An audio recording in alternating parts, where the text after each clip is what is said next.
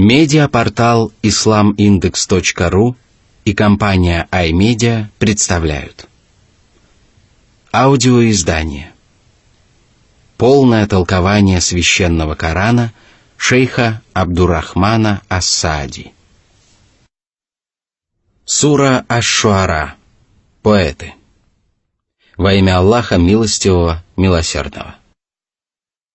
Бисмиллахир-рахманир-рахим. Сура 26, аяты 1-2. Тасим-мим. Тилька аятуль китабиль мубин. Всевышний подчеркнул величие аятов последнего священного писания, которое разъясняет рабам Аллаха всякую истину, а также содержит в себе знания обо всех божественных требованиях и религиозных предписаниях. Человеку достаточно просто ознакомиться со священным Кораном, чтобы у него не осталось сомнений в правдивости коранических повествований и мудрости божественных законов.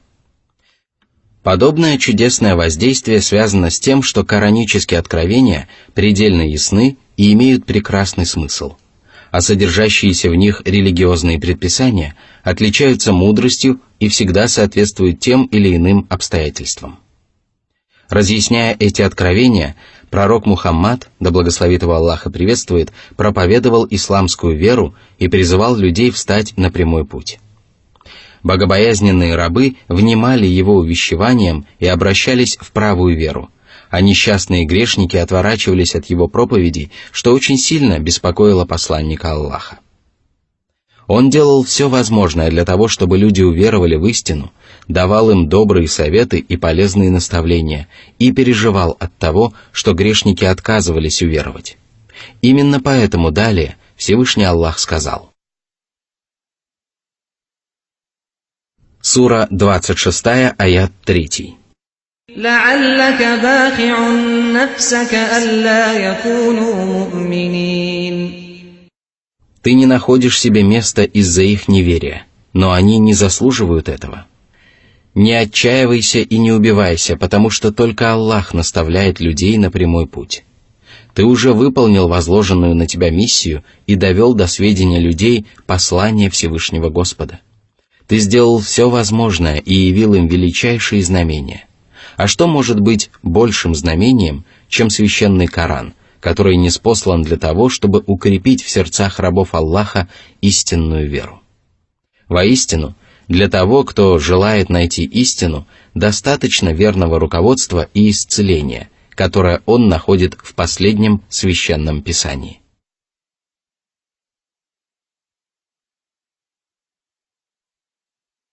Сура 26, аят 4. إن نشأ ننزل عليهم من السماء آية فظلت أعناقهم لها خاضعين. Всевышний может показать неверным знамения, которые они не смогут отвергнуть. Однако в этом нет необходимости, потому что в таком случае вера уже не принесет человеку никакой пользы. Воистину, вера приносит пользу только тогда, когда человек верит в то, чего он не видит воочию, и поэтому Всевышний Аллах сказал: «Неужели они ожидают чего-либо помимо того, что к ним явятся ангелы, или явится твой Господь, или явятся некоторые из знамений твоего Господа?» В тот день, когда явятся некоторые знамения твоего Господа, вера не принесет пользы душе, если она не уверовала прежде или не приобрела благодаря своей вере добро. Сура 6, аят 158.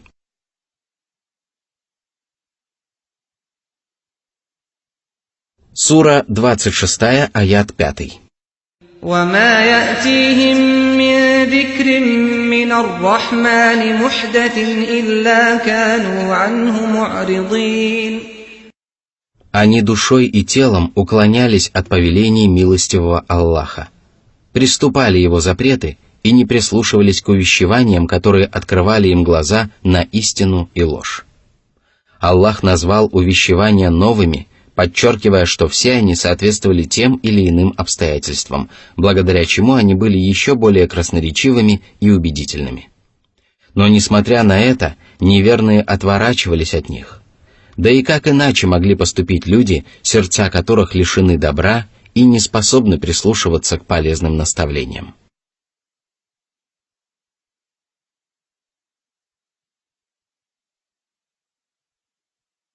Сура 26, аят 6. فقد كذبوا فسيأتيهم أنباء ما كانوا به يستهزئون. Они отвергли священный Коран и истину, и неверие стало их неотъемлемым качеством, и поэтому их ожидает мучительное наказание в аду, которое они считают вымышленным. Воистину, они заслуживают этого наказания и не смогут избежать его. Затем Всевышний Аллах призвал своих рабов задуматься над тем, что происходит вокруг, и извлечь пользу из этих размышлений. Аллах сказал. Сура 26, аят 7. أَوَلَمْ يَرَوْا إِلَى الْأَرْضِ كَمْ أَنبَتْنَا فِيهَا مِن كُلِّ زَوْجٍ كَرِيمٍ. Это растения, которые имеют удивительный вид и приносят людям и другим живым тварям много пользы. Сура 26, аят 8. إِنَّ فِي ذَلِكَ لَآيَةً وَمَا كَانَ أَكْثَرُهُم مُؤْمِنِينَ. Произрастание растений на безжизненной земле является доказательством истинности воскрешения, но большая часть их не уверовала. Всевышний также сказал: большая часть людей не уверует, даже если ты страстно будешь желать этого. Сура 12, аят 103.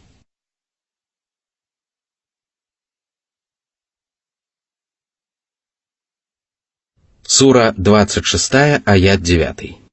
وَإِنَّ رَبَّكَ لَهُوَ الْعَزِيزُ الرَّحِيمُ. Воистину, твой Господь могущественный, милосердный. Его власть распространяется на всех обитателей небес и земли, и Его милость объемлет всякую вещь. Каждое творение наслаждается Его божественной щедростью. Благодаря своему могуществу Он губит и наказывает неверных, а благодаря своей милости Он ведет счастливых праведников путем, который поможет им избавиться от всякого зла и несчастья. Сура 26, аят 10. وَإِذْ نَادَى رَبُّكَ مُوسَىٰ أَنِ ائْتِ الْقَوْمَ الظَّالِمِينَ. Всевышний в очередной раз поведал историю пророка Мусы. Это правдивое повествование чаще других повторяется в священном Коране, потому что из него можно сделать много полезных выводов, а также узнать о взаимоотношениях пророка Мусы с верующими и неверными. Важное место, которое повествование о Мусе занимает в священном Коране, также свидетельствует о величии ниспосланного Мусе закона и превосходстве священной Торы над всеми остальными небесными писаниями, кроме благородного Корана. О Мухаммад! Помни о том, как Всевышний Господь заговорил с Мусой и сделал его одним из пророков и посланников. Господь велел ему отправиться к неправедным людям, которые надменно ступали по земле и превозносились над остальными творениями Аллаха. Но самое главное, ими правил человек, провозгласивший себя Господом Богом. Сура 26, аят 11.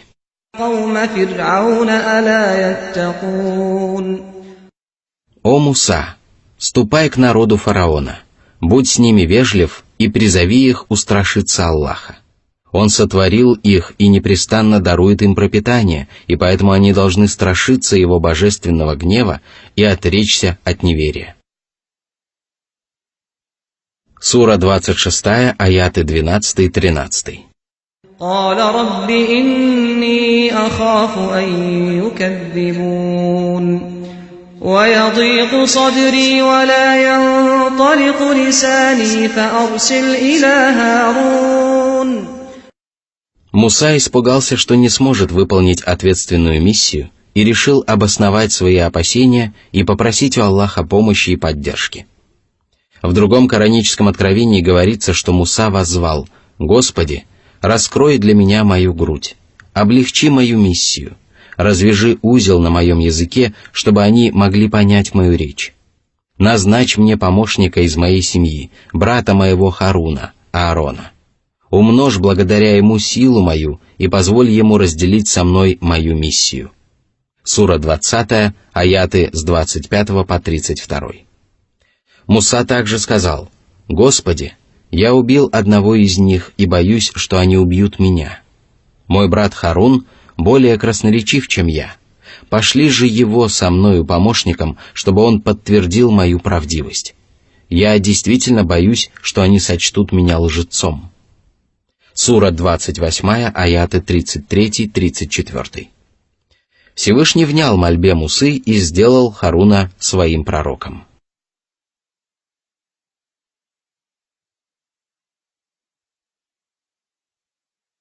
Сура 26, аят 14.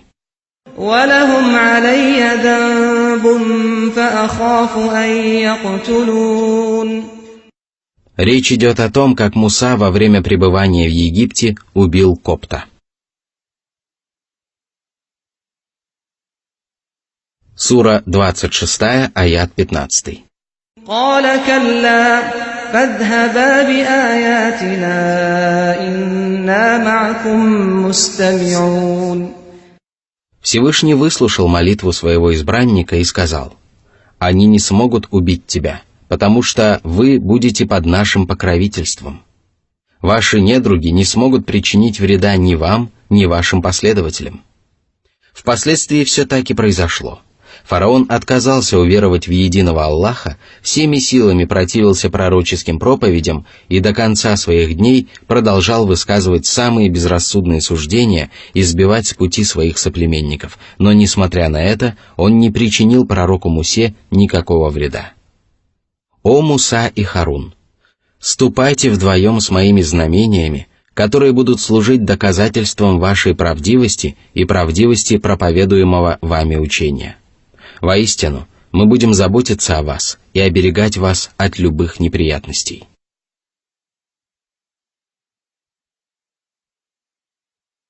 Сура 26, аяты 16-17. فَأْتِيَا فِرْعَوْنَ فَقُولَا إِنَّا رَسُولُ رَبِّ الْعَالَمِينَ أَنْ أَرْسِلْ مَعَنَا بَنِي إِسْرَائِيلَ. «Отправляйтесь к египетскому владыке и сообщите ему о том, что вы являетесь посланниками Господа миров, и что он обязан уверовать в Аллаха и его посланников, поклоняться только одному Господу миров и отвергать всех других вымышленных богов. Велите ему отпустить с вами сынов Исраила, избавить их от страданий и позволить им поклоняться только одному Аллаху и исповедовать правую веру».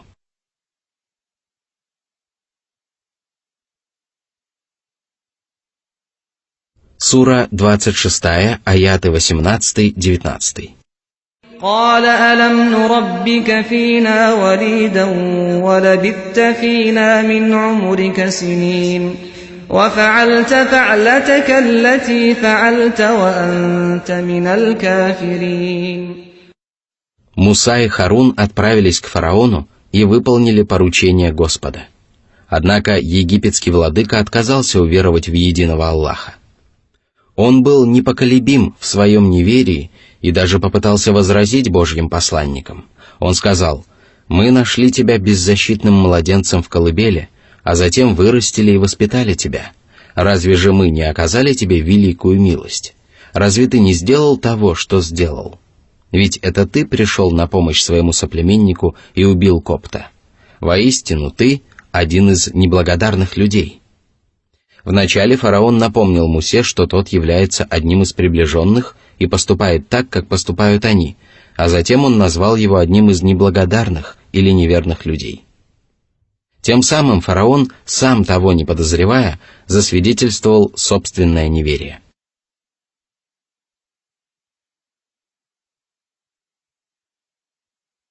Сура 26, аяты 20-21. قال فعلتها إذا وأنا من الضالين ففررت منكم لما خفتكم فوهب لي ربي حكما وجعلني من المرسلين. Мой поступок не был проявлением неблагодарности. Я совершил его, потому что был в числе заблудших невежд. Однако затем я раскаялся и попросил прощения у моего Господа, и Он простил меня. Когда же вы решили отомстить мне за смерть Копта и убить меня, я сбежал от вас и поселился в Мадьяне. Там я провел долгие годы, и вот теперь я вернулся к вам. Господь мой даровал мне знания и сделал меня одним из посланников». Из этой беседы становится ясно, что фараон обосновывал свое неверие, подобно невежде, который либо не понимал, либо не хотел понимать сути происходящего. Он решил, что Муса не может быть посланником Аллаха, потому что ранее совершил убийство. Однако Муса объяснил ему, что не хотел убивать Копта, и что совершил это преступление, когда был невежественным и заблудшим человеком. Он также напомнил фараону о том, что ни один человек не может быть лишен Божьей милости, и что даже египетской знати не удастся лишить его пророческой миссии. Муса достойно ответил на все возражения фараона, кроме напоминания о том, что фараон растил его в своем доме с младенческих лет. Безусловно, Муса вырос под покровительством фараона. Но можно ли это считать милостью фараона по отношению к нему? Если как следует разобраться в этом вопросе, то окажется, что нет. Именно поэтому далее Муса сказал: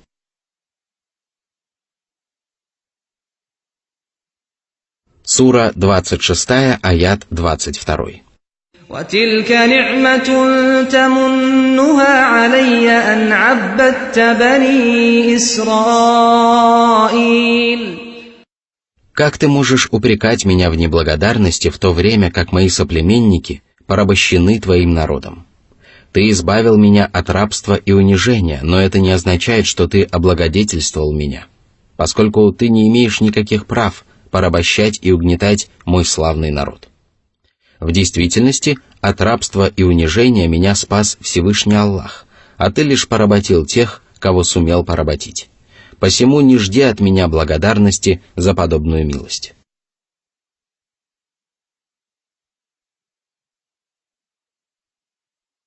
Сура 26, аят 23. قال فرعون وما رب العالمين. Он с самого начала понял, к чему именно его призывает Муса. Однако присущие ему высокомерие и беззаконие заставили его опровергнуть истину, в которой невозможно усомниться. Сура 26, аят 24.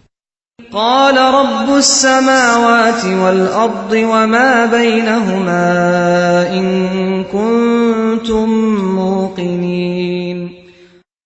Он сотворил небеса и землю, а также обитающие на них творения. Он управляет своими созданиями и заботится о них самым совершенным образом. Вы также являетесь одними из его творений. Разве можете вы после этого отрицать существование Всевышнего Создателя, который сотворил Вселенную и все обитающие в ней существа? Вы не станете поступать таким образом, если только вы веруете.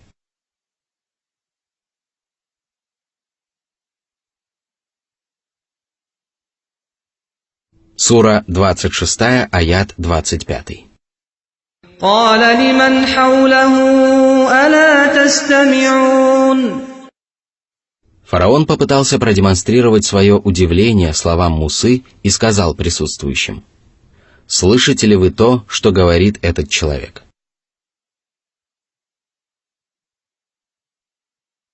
Сура 26, аят 26.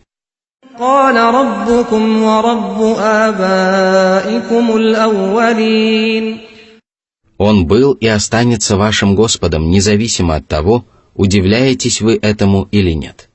Его власть не ослабнет от того, что вы превозноситесь перед Ним или повинуетесь Ему.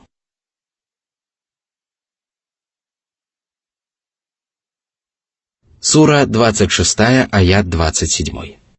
قال إن رسولكم الذي أرسل إليكم لمجنون. После этих слов фараон решил во всеуслышание отвергнуть истину и начал оскорблять Божьего избранника. Он нарек Мусу безумцем только потому, что тот не последовал его путем. Он решил, что благоразумный человек должен отрицать существование Творца и верить в то, что небеса, земля, люди и все остальные живые существа появились на свет сами по себе, без участия всемогущего Создателя. Он также решил, что благоразумный человек должен поклоняться творениям, обладающим множеством недостатков, и что вера в существование единого Творца и призыв к поклонению Всевышнему Благодетелю, который одаряет свои творения многочисленными зримыми и незримыми благами, является глупостью и безумием. Фараон убедил свой народ в правдивости своих убеждений, и это удалось ему только потому, что его соплеменники были невежественными и глупыми людьми. Всевышний сказал: «Он обманул свой народ» или счел свой народ легкомысленным, и они подчинились ему. Воистину, они были людьми нечестивыми. Сура 43, аят 54.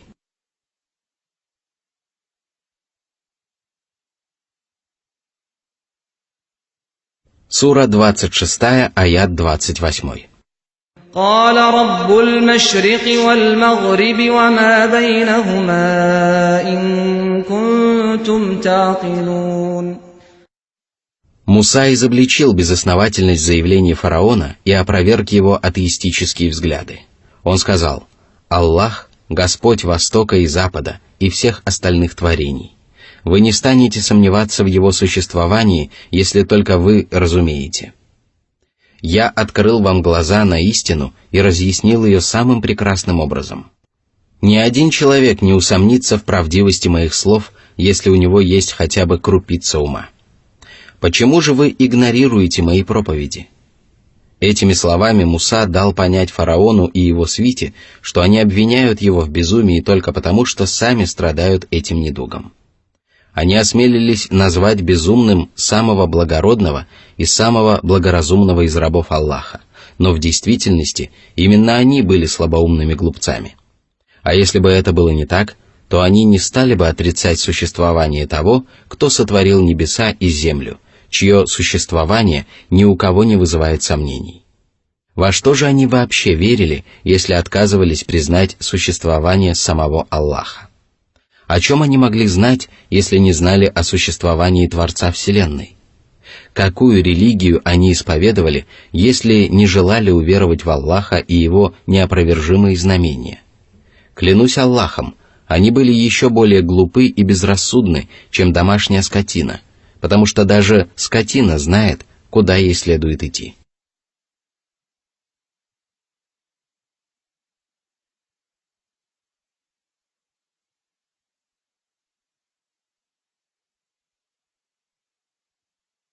Сура 26, аят 29. قال لئن اتخذت إلها غيري لأجعلنك من المسجونين. Когда фараон использовал свои последние аргументы и почувствовал, что не может одолеть Мусу, он решил прибегнуть к силе и пригрозил Мусе заключением в темнице. Да осрамит его Всевышний Аллах.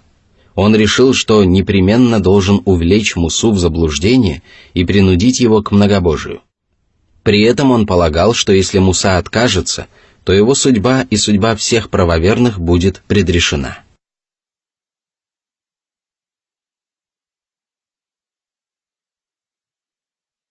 Сура 26, аят 30. قال أولو جئتك بشيء مبين. Я могу явить тебе удивительное знамение, которое заставит тебя убедиться в моей правдивости. Это будет нечто, чего ты никогда не видел.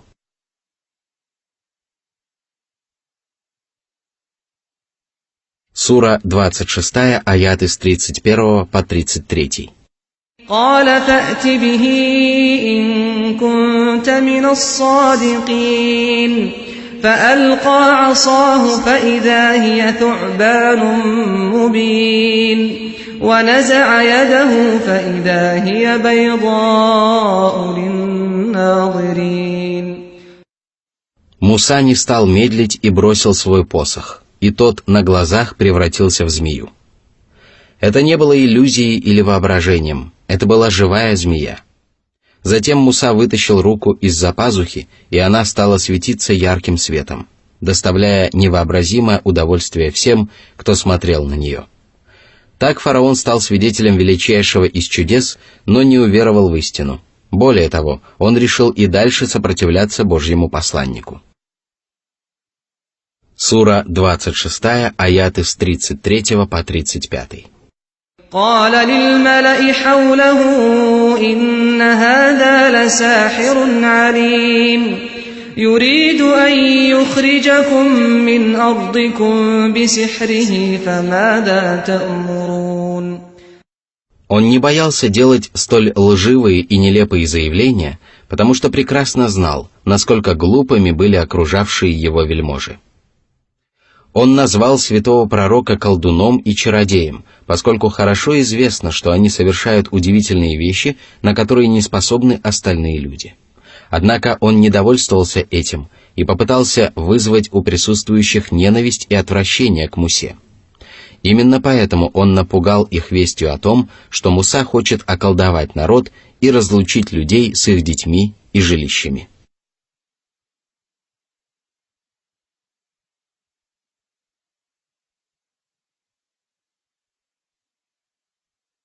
Сура 26, аяты 36-37. قالوا أرجه وأخاه وابعث في المدائن حاشرين يأتوك بكل سحار عليم.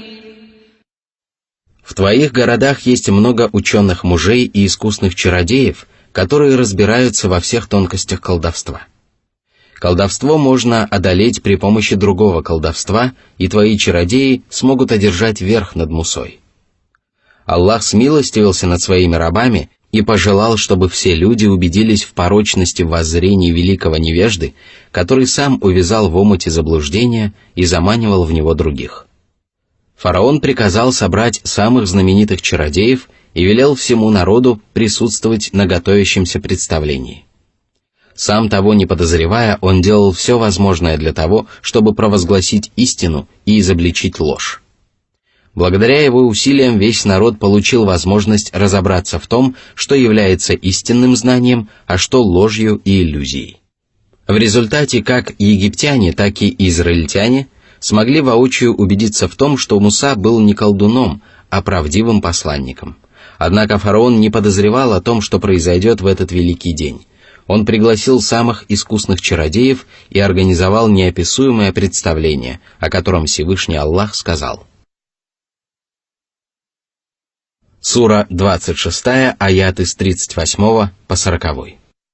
فجمع السحرة لميقات يوم معلوم وقيل للناس هل أنتم مجتمعون لعلنا نتبع السحرة إن كانوا هم الغالبين.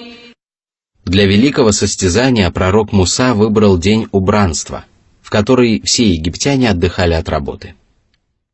Фараон также пожелал, чтобы весь народ присутствовал на представлении и стал свидетелем триумфа египетских чародеев. Он был уверен, что они прекрасно разбираются в колдовской науке. Это позволяло ему надеяться на то, что в случае победы чародеев люди станут почитать их и уважать приобретенные ими знания. А это означало, что они будут беспрекословно подчиняться чародеям и думать, что те ведут их прямым путем. Однако, как ни старались поборники лжи, все их усилия обернулись против них самих. Сура 26, аяты 41-42. فلما جاء السحرة قالوا لفرعون أئن لنا لأجرا إن كنا نحن الغالبين قال نعم وإنكم إذا لمن المقربين. Вы получите щедрое вознаграждение и займете высокое положение в моем обществе. Сделайте все, на что вы способны, но только остановите Мусу». Когда египетский народ собрался вокруг своего пророка Мусы, он воспользовался удобным случаем для того, чтобы произнести проповедь. Он сказал чародеям: «Горе вам! Не возводите навет на Аллаха, а не то Он уничтожит вас, подвергнув мучениям. Неудача постигнет того, кто измышляет ложь». Сура 20, аят 61. В ответ чародеи принялись оспаривать слова Мусы и отстаивать свою правоту. Наконец, египетский владыка вдохновил их на борьбу и призвал начать состязание.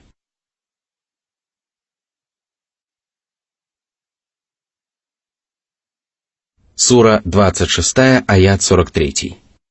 قال لهم موسى ألقوا ما أنتم ملقون.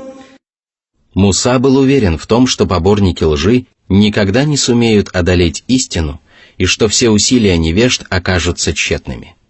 Поэтому он предложил чародеям показать все самое удивительное из того, что они могли показать.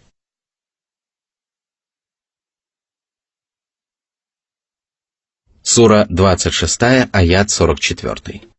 فألقوا حبالهم وعصيهم وقالوا بعزة فرعون إنا لنحن الغالبون. Они бросили свои веревки и посохи, которые показались околдованным людям ползающими змеями. Предвкушая победу, они воскликнули: «Во имя величия фараона мы непременно одержим верх». Они уповали на поддержку слабого и беспомощного раба, который, благодаря своей жестокости, прослыл могущественным правителем, за спиной которого стояло бесчисленное множество воинов. Именно громкая слава фараона и затмила им глаза на истину. Это одно из толкований обсуждаемого аята. Однако существует и другое толкование, согласно которому восклицание чародеев было клятвой. В этом случае высказывание Всевышнего Аллаха следует перевести: «Клянемся величием фараона, мы непременно одержим верх».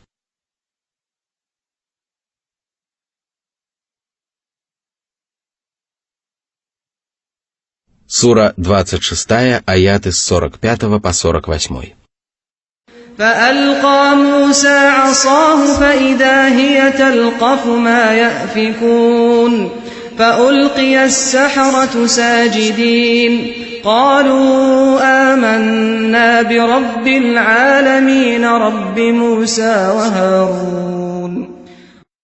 Веревки и посохи чародеев не превратились в живых змей, а были всего лишь иллюзией, которая не смогла противостоять истинному знамению, которое всемогущий Аллах явил посредством своего пророка Мусы. Увидев это величайшее знамение, чародеи, которые прекрасно разбирались в колдовстве, поняли, что Муса не был колдуном и что его чудо является одним из доказательств его правдивости и правдивости его пророческой миссии. Поэтому они уверовали в Аллаха и тотчас поклонились Всевышнему Господу. Ложь была разгромлена, и ее предводители признались в собственном заблуждении. Истина же восторжествовала, и целый народ стал свидетелем ее триумфа. Однако фараона не устраивало ничего, кроме беззакония и заблуждения. Он упрямо отказался отречься от своих порочных убеждений, и поэтому далее Всевышний сказал: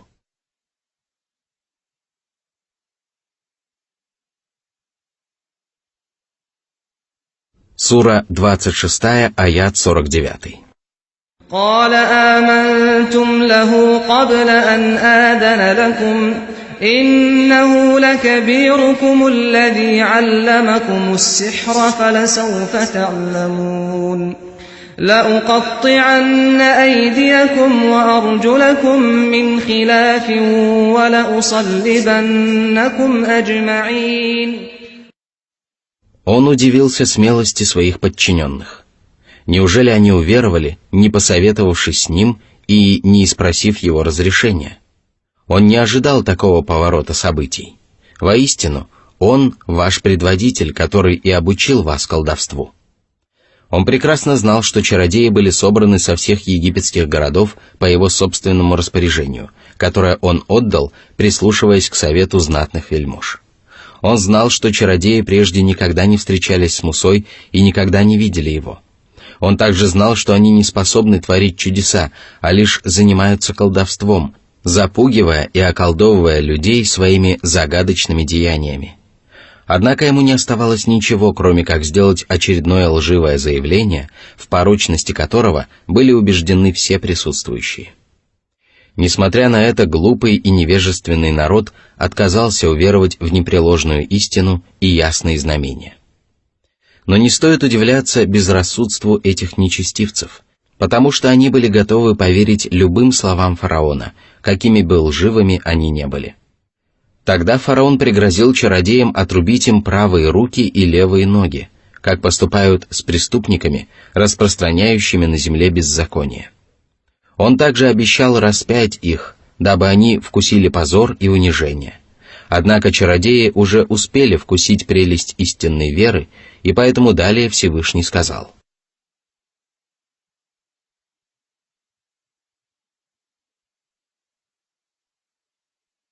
Сура 26, аяты 50-51. قالوا لا ضير إنا إلى ربنا منقلبون إنا نطمع أن يغفر لنا ربنا خطايانا أن كنا أول المؤمنين. Тебе не удастся запугать нас. Мы увязали в неверии и занимались колдовством, но теперь мы отрекаемся от этих грехов. Мы первые из твоих воинов, которые уверовали в Мусу. Аллах помог чародеям сохранить веру и выстоять в этом испытании. Существует мнение, что деспотичный правитель сделал то, что обещал, и погубил уверовавших мужей. Он действительно мог поступить таким образом, потому что его власть в Египте была слишком велика. Однако существует и другое мнение, согласно которому Всевышний Аллах не позволил фараону исполнить чудовищное обещание. В любом случае фараон и его воины отказались уверовать, а пророк Муса продолжал проповедовать среди них истину. Он являл им одно знамение за другим, и всякий раз всемогущий Господь насылал на них какую-нибудь напасть. Египтяне убеждались в собственной беспомощности и просили Мусу заступиться за них перед Аллахом. Они обещали ему уверовать в истину и освободить из рабства сынов Исраила, если Аллах избавит их от наказания. Но как только Господь проявил к ним снисходительность, они нарушили данное ими обещание. Это продолжалось до тех пор, пока Муса не отчаялся обратить фараона и его народ в истинную веру. Они действительно были скверными людьми и заслуживали мучительного наказания. Пробил тот час, когда Всевышний Аллах пожелал освободить сынов Исраила от унизительного рабства и наделить их великой властью.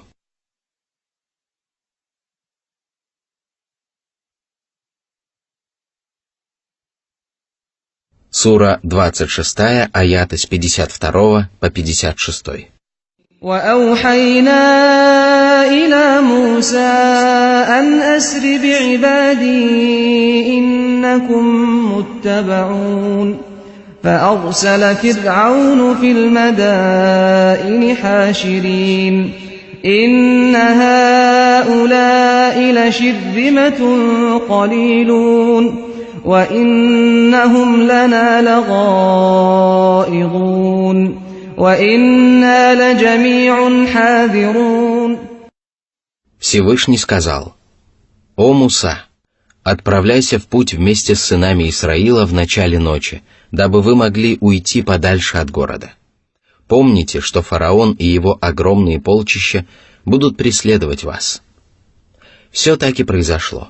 Когда рассвело, египтяне увидели, что сыны Исраила покинули город вместе с Мусой. Тогда фараон разослал по городам гонцов для того, чтобы они собрали всех воинов для сражения с сынами Исраила. Вдохновляя своих воинов на сражение, фараон сказал: «Мы обязаны отомстить этим несчастным рабам, которые пытаются сбежать от своих господ. При этом мы не должны забывать, что они являются нашими врагами, и нам всем надо быть осмотрительными. Мы идем на общее дело, и поэтому осмотрительность должна быть обязательностью всех и каждого».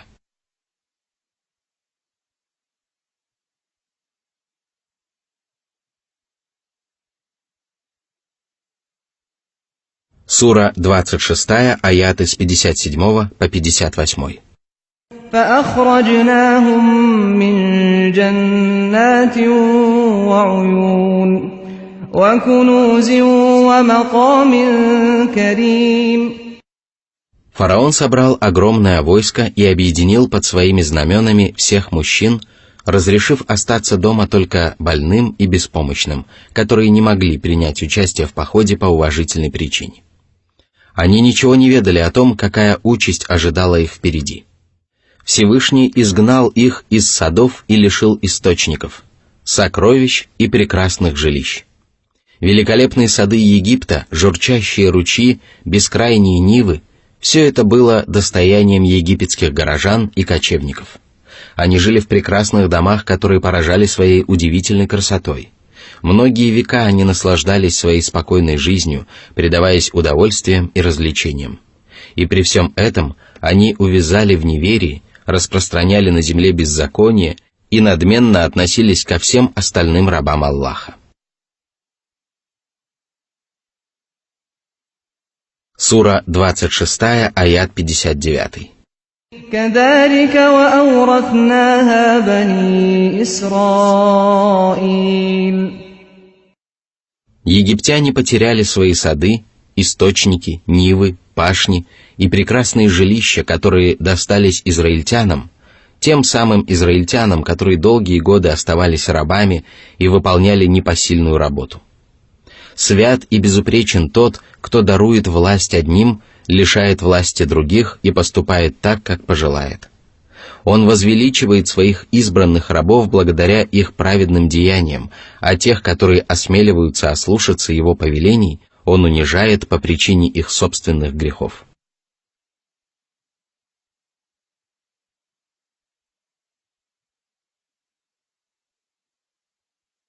Сура 26, аяты с 60 по 63.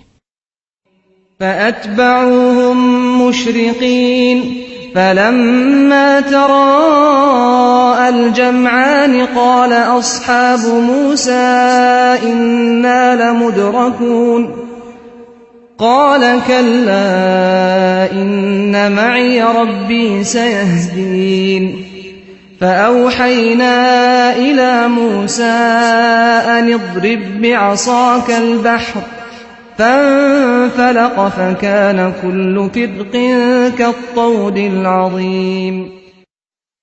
Войско фараона отправилось в путь вслед за израильтянами на восходе солнца. Они подбадривали друг друга и были преисполнены лютой ненависти к своим противникам. Когда две рати увидели друг друга, израильтяне стали сожалеть о содеянном и жаловаться Мусе на свое бедственное положение. Но Муса не сомневался в правдивости обещания своего Господа и старался поддержать своих соплеменников. Он воскликнул: «Им не удастся настигнуть нас, ибо мой Господь со мной, и Он непременно поможет нам обрести спасение». Тогда Аллах велел Мусе ударить своим посохом по морю, и святой пророк повиновался воле своего Господа. Море разверзлось, и каждая часть его вздыбилась, словно огромная гора. В результате этого в море образовалось 12 троп, которые были разделены гигантскими столбами воды.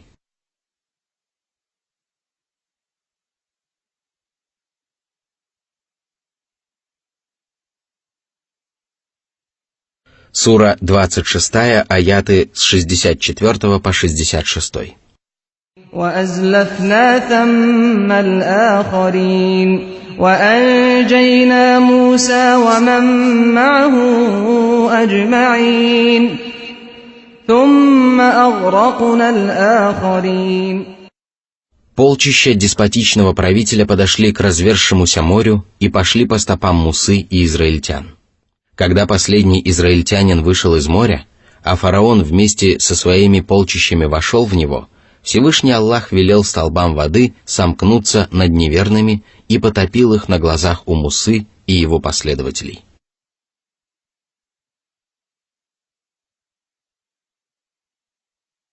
Сура 26, аят 67.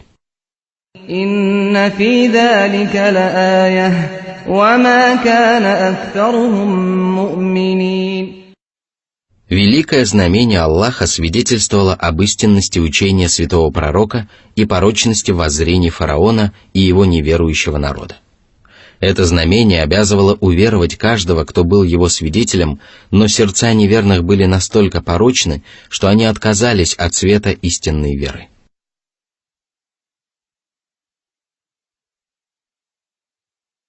Сура 26, аят 68. وَإِنَّ رَبَّكَ لَهُوَ الْعَزِيزُ الرَّحِيمُ. Воистину, Господь твой могущественный, милосердный.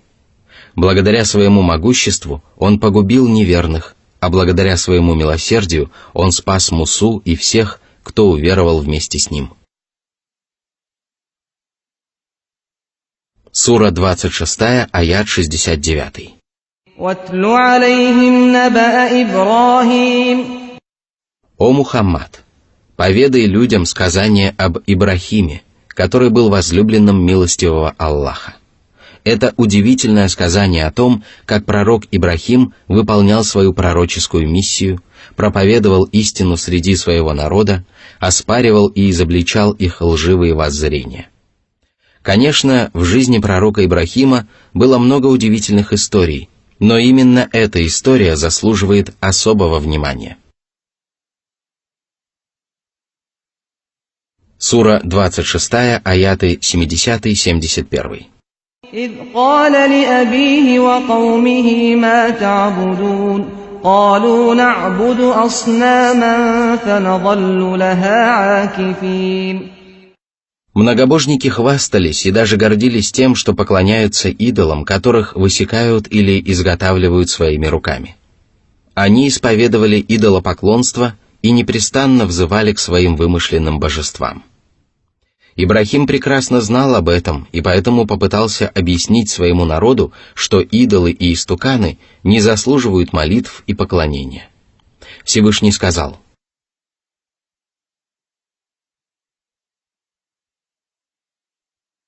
Сура 26, аяты 72-73. قَالَ هَلْ يَسْمَعُونَكُمْ إِذْ تَدْعُونَ أَوْ يَنفَعُونَكُمْ أَوْ يَضُرُّونَ. Внимают ли они вашим молитвам? Избавляют ли они вас от бед и несчастий? Совершенно ясно, что каменные истуканы и другие ложные божества не способны принести пользу или причинить вред. Они даже не слышат обращенных к ним молитв.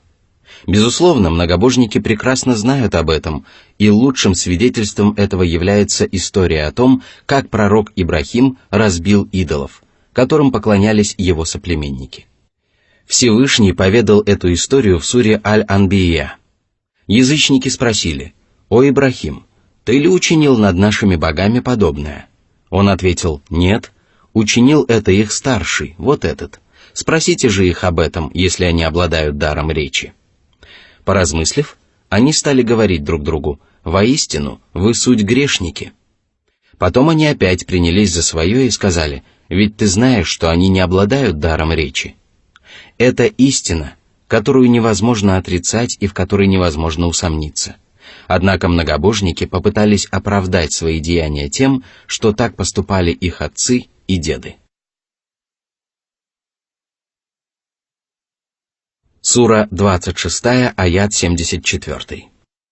قَالُوا بَلْ وَجَدْنَا آبَاءَنَا كَذَلِكَ يَفْعَلُونَ. Мы не делаем ничего плохого. Мы лишь следуем по стопам наших родителей и не хотим нарушать их обычаев. Сура 26, аяты 75-76. قَالَ أَفَرَأَيْتُم مَّا كُنتُمْ تَعْبُدُونَ أَنتُمْ وَآبَاؤُكُمُ الْأَقْدَمُونَ. Каждый из вас является моим врагом, и поэтому все вы заслуживаете одинакового отношения к себе. Идолы, которым вы поклоняетесь, также являются моими врагами, и если вы можете причинить мне хотя бы малейшее зло, то сделайте это. Но знайте, что вам ни за что не удастся причинить мне вред.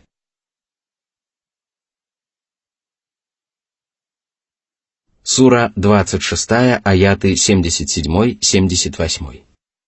فإنهم عدو لي إلا رب العالمين الذي خلقني فهو يهدين. Меня защищает Господь миров, который сотворил меня и ведет по прямому пути. Он является моим единственным благодетелем, который предоставил мне возможность появиться на свет и помог мне обрести истинную веру и мирское благополучие.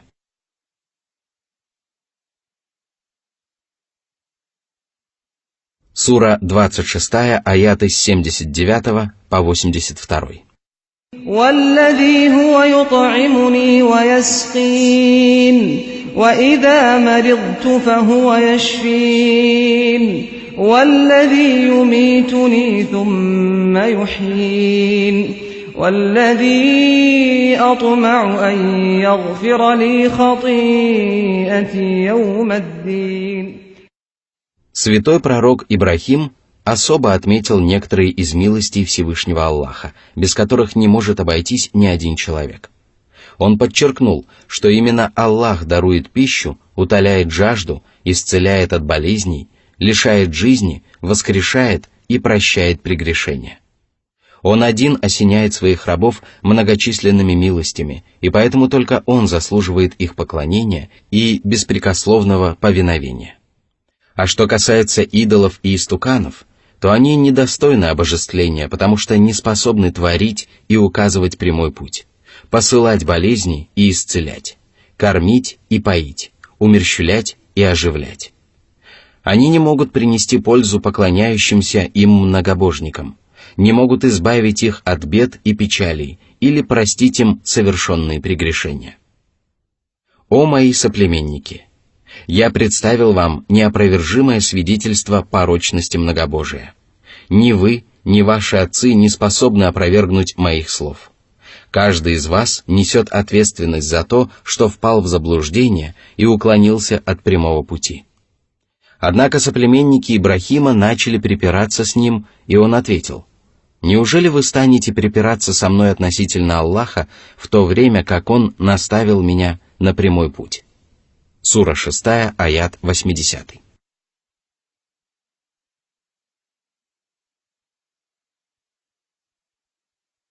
Сура 26, аяты 83-84. رَبِّ هَبْ لِي حُكْمًا وَأَلْحِقْنِي بِالصَّالِحِينَ وَاجْعَلْ لِي لِسَانَ صِدْقٍ فِي الْآخِرِينَ. Открой мне великое знание и научи меня тому, что разрешается, а что запрещается истинной религией, дабы я мог принимать справедливые решения. А также помоги мне примкнуть к моим братьям из числа пророков и посланников и сделай так, чтобы люди помнили обо мне и искренне молились за меня во все времена. Всевышний внял мольбе Ибрахима и даровал ему знание, мудрость и справедливый закон. Он сделал его одним из величайших посланников, причислил его к праведным собратьям и сделал его уважаемым и любимым посланником во все времена и среди всех народов. Всевышний сказал о своей милости к пророку Ибрахиму: «Мы выкупили его великой жертвой. Мы оставили о нем в последующих поколениях добрую молву. Мир Ибрахиму, Аврааму. Воистину, так мы воздаем творящим добро. Воистину, он один из наших верующих рабов». Сура 37, аяты со 107 по 111. Сура 26, аят 85. وَاجْعَلْنِي مِنْ وَرَثَةِ جَنَّةِ النَّعِيمِ. Сделай меня одним из правоверных, которые по воле Господа станут наследниками райских владений. Аллах внял и этой мольбе своего возлюбленного раба. Он одарил его прекрасной обителью в верховьях рая и превознес над остальными творениями.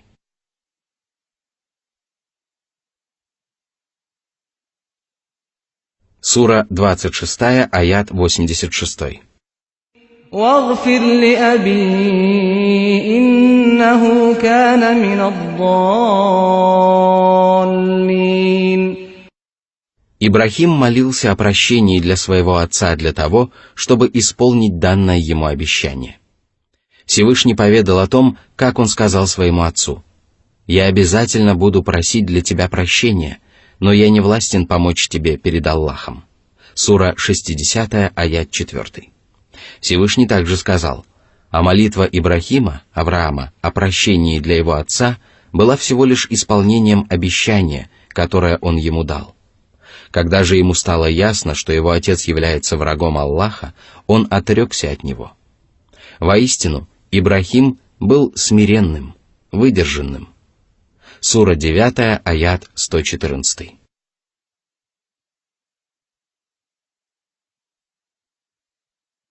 Сура 26, аяты с 87 по 89. وَلَا تُخْزِنِي يَوْمَ يُبْعَثُونَ يَوْمَ لَا يَنفَعُ مَالٌ وَلَا بَنُونَ إِلَّا مَنْ أَتَى اللَّهَ بِقَلْبٍ سَلِيمٍ.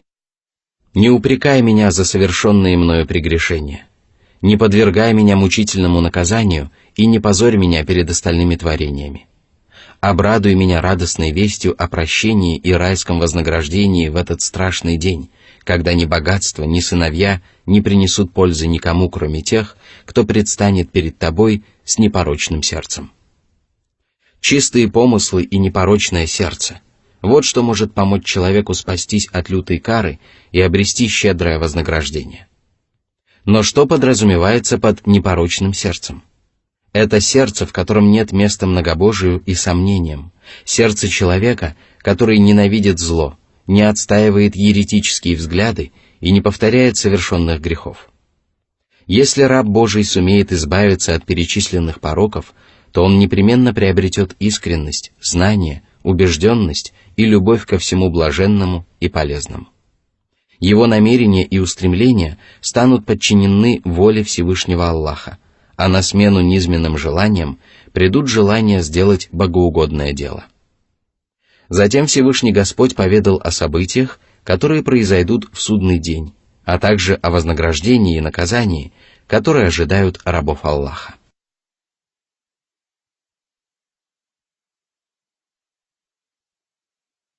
Сура 26, аяты 90-91. وَأُزْلِفَتِ الْجَنَّةُ لِلْمُتَّقِينَ وَبُرِّزَتِ الْجَحِيمُ لِلْغَاوِينَ. Рай будет близок к праведникам, которые при жизни на земле выполняли Божьи повеления, не приступали его запреты и страшились его божественного гнева. А что касается заблудших грешников, которые увязали в грехах и неповиновении, отвергали Божьих посланников и отрицали принесенную ими истину, то перед их глазами возникнет огненная гиенна, в которой собраны самые страшные муки и страдания.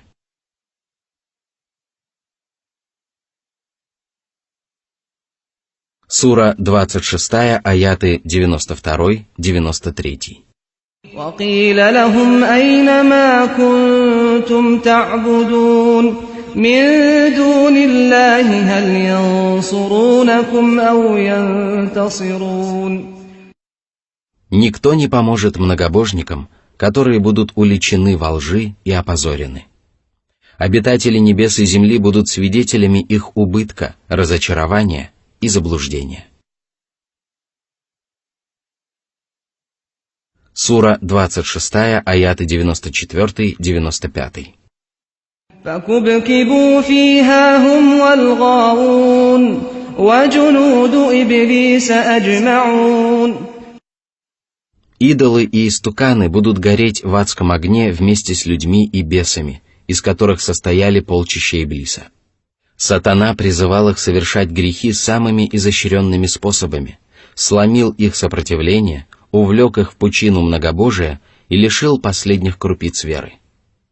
В результате они превратились в поборников сатаны, стремящихся всеми силами обрести его благосклонность. Одни из них проповедовали многобожие, а другие слепо следовали по стопам этих проповедников. Оказавшись в аду, они будут припираться с идолами, к которым они обращали свои молитвы, и поэтому далее Всевышний сказал: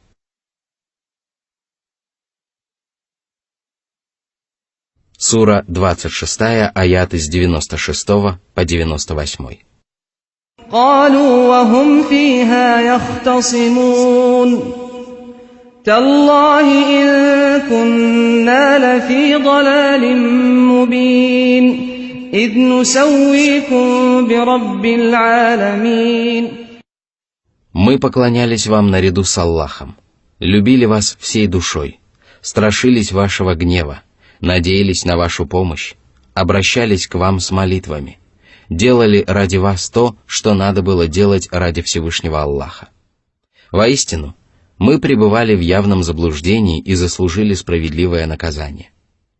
Эти слова являются очевидным свидетельством того, что многобожники приравнивали идолов к Аллаху только посредством поклонения своим вымышленным божествам.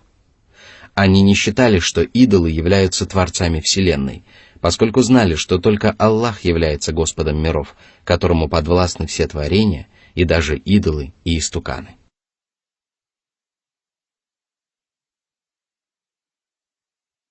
Сура 26, аяты с 99 по 101.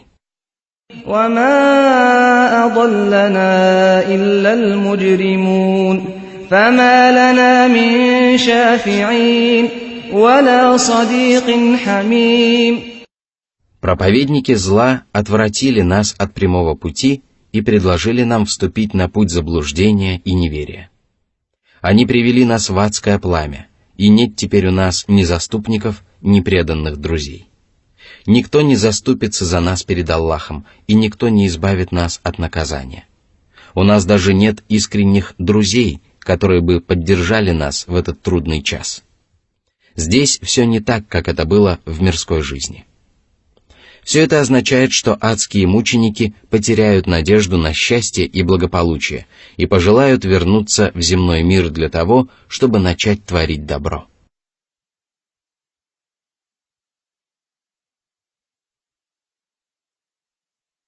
Сура 26, аят 102. فلو أن لنا كرة فنكون من المؤمنين. Если бы мы вернулись в мирскую жизнь, то сумели бы спастись от наказания и заслужить щедрое вознаграждение.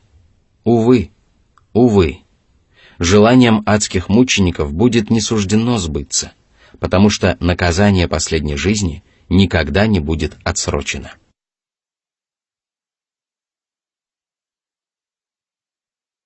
Сура 26, аяты 103-104.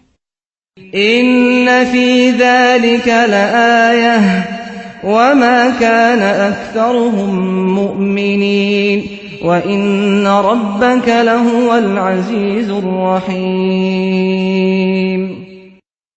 Большинство людей остаются неверующими даже после того, как они видят знамения своего Господа. Воистину, Аллах могущественный, милосердный. Затем Всевышний Аллах поведал о том, как народ Нуха отверг Божьего посланника и вкусил последствия своих злодеяний. Всевышний сказал: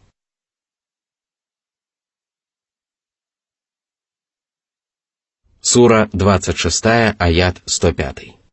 كذبت قوم نوح المرسلين.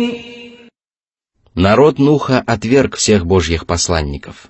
Это означает, что неверный, который отрицает хотя бы одного пророка или посланника, является неверующим во всех остальных Божьих избранников.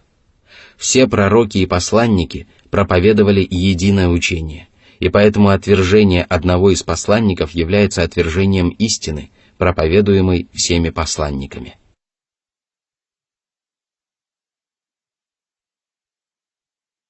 Сура 26, аят 106. إذ قال لهم أخوهم نوح ألا تتقون. Не пора ли вам устрашиться Всевышнего Аллаха? Не пора ли вам отречься от поклонения усопшим праведникам и посвятить себя искреннему служению одному Аллаху? Призадумайтесь над тем, как вежливо пророк Нух обратился к своим соплеменникам, и именно так поступали все Божьи избранники. Аллах назвал Нуха братом своих соплеменников, потому что они были родственниками. Господь всегда избирал посланников из среды их соплеменников, и поступал таким образом для того, чтобы люди не испытывали отвращения к чужеземцу и не отказывались от повиновения ему. Благодаря этой божественной мудрости каждый народ прекрасно знал своего посланника и не нуждался в доказательствах его честности и правдивости.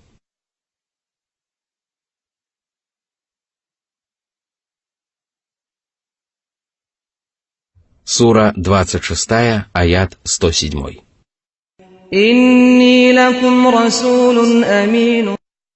Нух был отправлен посланником только к своему народу, и это еще больше обязывало его соплеменников уверовать и возблагодарить Всевышнего Аллаха, который отдал им предпочтение перед остальными народами и отправил к ним своего благородного посланника. Нух также поведал своим собратьям, что он заслуживает доверия, потому что говорит от имени Аллаха только сущую правду, без излишеств и упущений.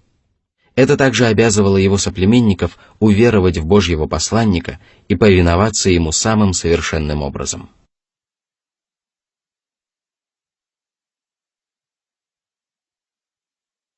Сура 26, аят 108.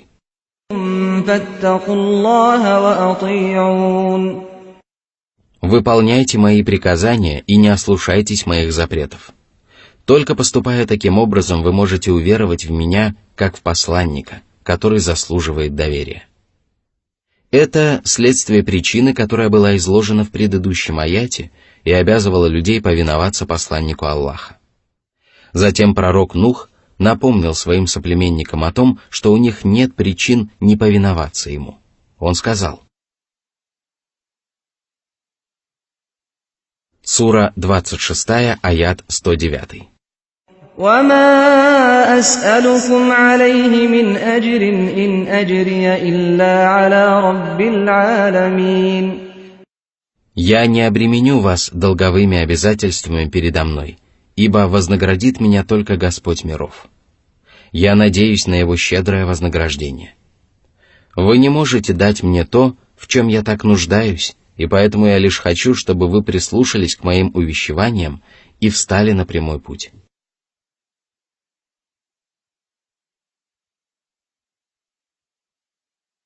Сура 26, аят 110.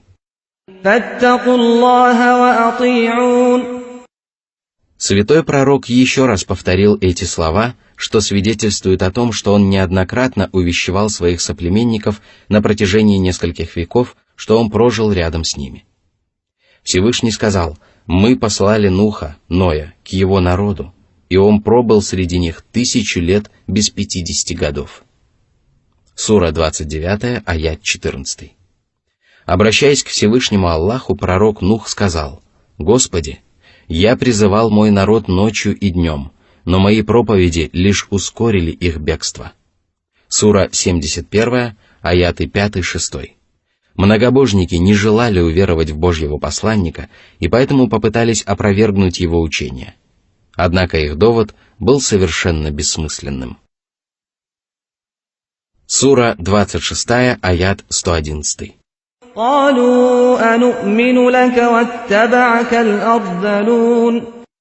«Неужели мы станем следовать твоим путем, если тебя окружают самые бедные и несчастные люди?» Это величайшее свидетельство их высокомерия и пренебрежения истиной. Эти нечестивцы не только не знали истины, но и не искали ее. А если бы это было не так, то они попросили бы у святого пророка показать доказательства его правдивости и разъяснить им суть его учения. Они высказывали необоснованных претензий в адрес его бедных последователей. Более того, если бы они хотя бы немного призадумались над происходящим, то убедились бы в том, что последователи пророка Аллаха в действительности были самыми достойными представителями их рода, самыми благородными и благоразумными людьми и лучшими из Божьих творений. Воистину, жалкими являются грешники, которые не способны здраво мыслить и одобряют поклонение каменным истуканам, которые падают ниц перед могилами и обращаются с молитвами к мертвым, которые отказываются повиноваться Божьим посланникам и внимать их мудрым проповедям. Таким людям достаточно просто изложить свои убеждения, чтобы любой благоразумный человек убедился в их порочности и несостоятельности. Призадумайтесь над словами многобожников, которые отвергли Нуха. Они обосновали свое неверие тем, что в истину уверовали бедные и незнатные люди. Воистину, несостоятельность этого довода ясна каждому благоразумному человеку, и несмотря на это многобожники отвергли правдивого посланника. Одного этого обстоятельства достаточно для того, чтобы понять, что соплеменники Нуха были заблудшими и глупыми людьми. Это очевидно каждому человеку, даже если он не слушал прекрасных проповедей пророка Нуха и не видел показанных им великих знамений, каждое из которых не оставляло сомнений в его правдивости и правдивости принесенного им учения.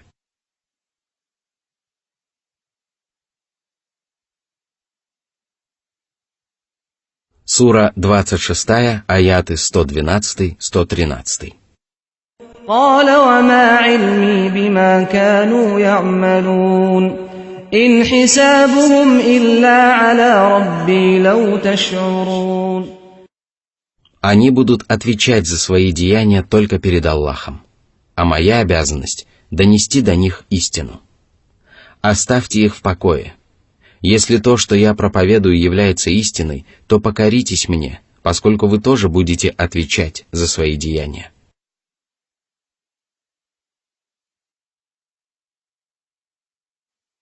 Сура 26, аят 114.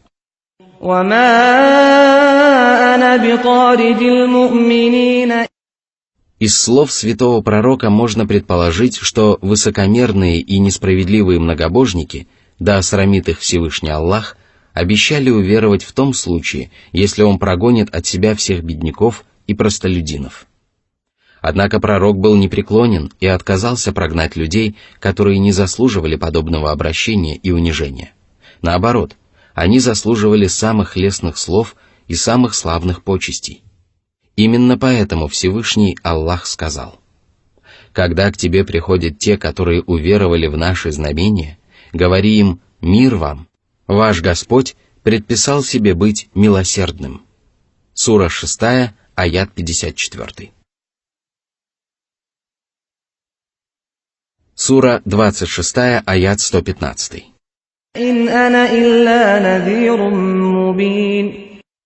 «Я выполняю свою миссию, обучаю людей посланию Всевышнего Господа, даю им полезные наставления.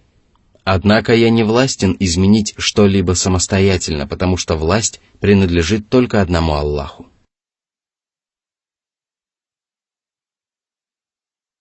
Сура 26, аят 116. قالوا لئن لم تنته يا نوح لتكونن من المرجومين. Днем и ночью Нух продолжал увещевать свой народ. Он беседовал со своими соплеменниками с глазу на глаз и произносил всенародные проповеди. Однако все его усилия лишь увеличивали заблуждение многобожников. Наконец они сказали: «О Нух, перестань призывать нас к поклонению одному Аллаху, а не то мы подвергнем тебя самой мучительной казни. Мы забросаем тебя камнями, и ты умрешь так, как подыхают собаки». Да пропади они пропадом. Как отвратительны эти слова! Как отвратительны люди, которые ответили подобным образом своему искреннему и самому надежному человеку, который желал им больше добра, чем они могли пожелать самим себе. Насколько же чудовищным было их беззаконие, и насколько же великим было их неверие. Все это закончилось тем, что пророк Нух воззвал к своему Господу со словами: «Господи, не оставь на земле ни одного неверующего жителя». Сура 71, аят 26.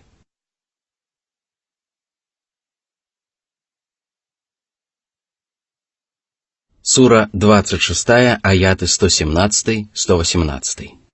قال رب إن قومي كذبون فافتح بيني وبينهم فتحا ونجني ومن معي من المؤمنين. Тебе хорошо известно, что отвергли меня только преступники и беззаконники. Посему покарай их лютой карой и спаси меня вместе с моими праведными последователями.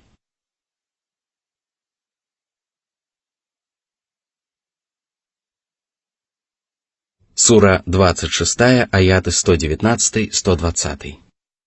فأنجيناه ومن معه في الفلك المشحون ثم أغرقنا بعد الباقين. Ковчегом был огромный корабль, на борту которого находились верующие и животные. Что же касается неуверовавших соплеменников Нуха, то все они оказались потоплены.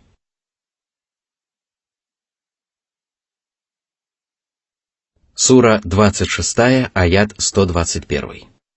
«Инна фи залика лаая, ва ма кана акфарухум му'минин».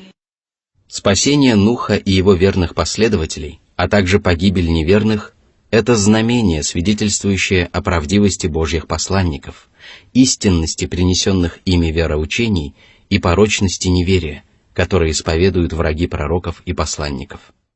Однако, несмотря на это великое знамение, большинство людей остаются неверующими.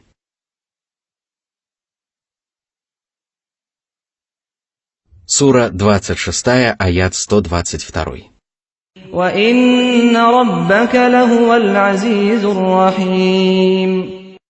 Воистину, Аллах могущественный, милосердный.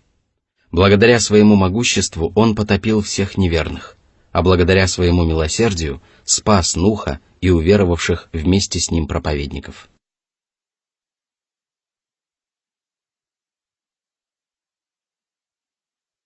Сура 26, аят 123.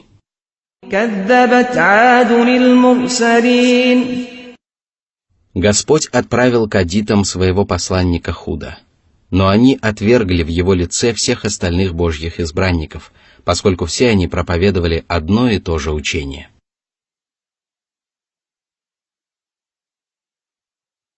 Сура 26, аяты 124-125.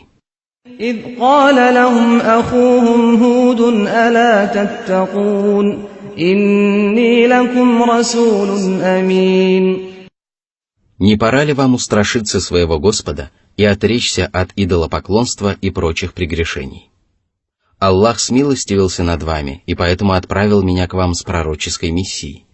Он заботится о вас и доверяет мне, и вам также хорошо известно, что я заслуживаю доверия.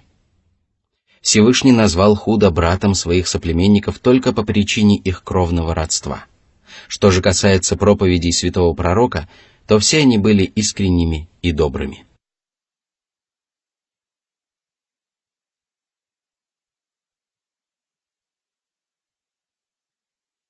Сура 26, аят 126.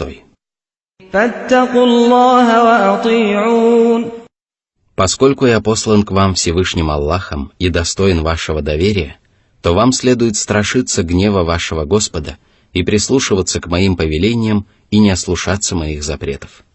Богобоязненность – это ваша обязанность перед Всевышним Аллахом, а покорность – это ваша обязанность передо мной. У вас есть достаточно оснований для того, чтобы последовать моим путем и повиноваться моим приказам.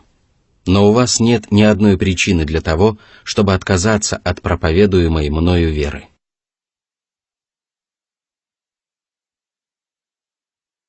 Сура 26, аят 127. وَمَا أَسْأَلُكُمْ عَلَيْهِ مِنْ أَجْرٍ إِنْ أَجْرِيَ إِلَّا عَلَى رَبِّ الْعَالَمِينَ. Вы не должны вознаграждать меня за мудрые проповеди и полезные наставления. Это было бы слишком обременительно для вас, и вы никогда не справились бы с этой обязанностью. Да я и не жду от вас благодарности, ибо вознаградит меня только Господь миров. Он непрестанно заботится о своих творениях, одаряет их многочисленными милостями и проявляет особую заботу о своих пророках и всех остальных праведных рабах. Сура 26, аяты 128-129. أَتَبْنُونَ بِكُلِّ رِيعٍ آيَةً تَعْبَثُونَ وَتَتَّخِذُونَ مَصَانِعَ لَعَلَّكُمْ تَخْلُدُونَ. Эти величественные строения совершенно бесполезны, потому что они не облагораживают ваши души и не увеличивают ваше мирское благополучие. Неужели вы будете продолжать строить замки и создавать водоемы в надежде, что будете бессмертными? Ведь вы же знаете, что ни одна душа не обретет вечность в этом тленном мире.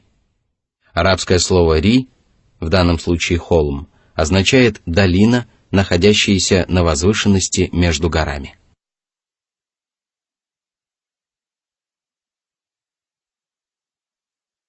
Сура 26, аят 130.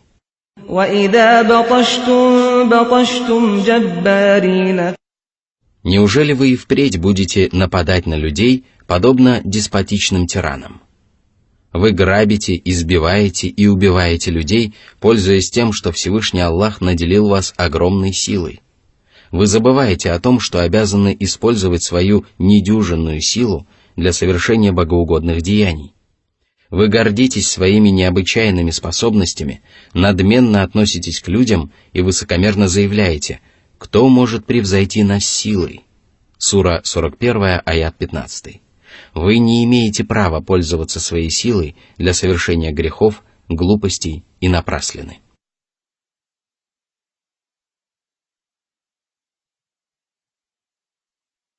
Сура 26, аяты 131-132. فاتقوا الله وأطيعون واتقوا الذي أمدكم بما تعلمون. Прекратите приобщать к Аллаху сотоварищей и творить беззаконие.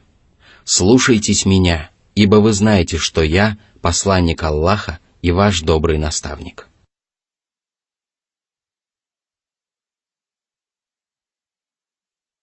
Сура 26, аяты 133-134.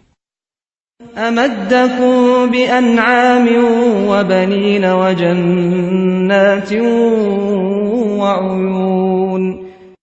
Домашние животные – это верблюды, коровы, овцы и другая скотина. Соплеменники Худа обладали несметным богатством и имели большие семейства, в которых преобладали дети мужского пола, лучшего из двух полов. После того, как святой пророк напомнил нечестивцам о дарованных им щедротах, он пригрозил им мучительным наказанием и сказал: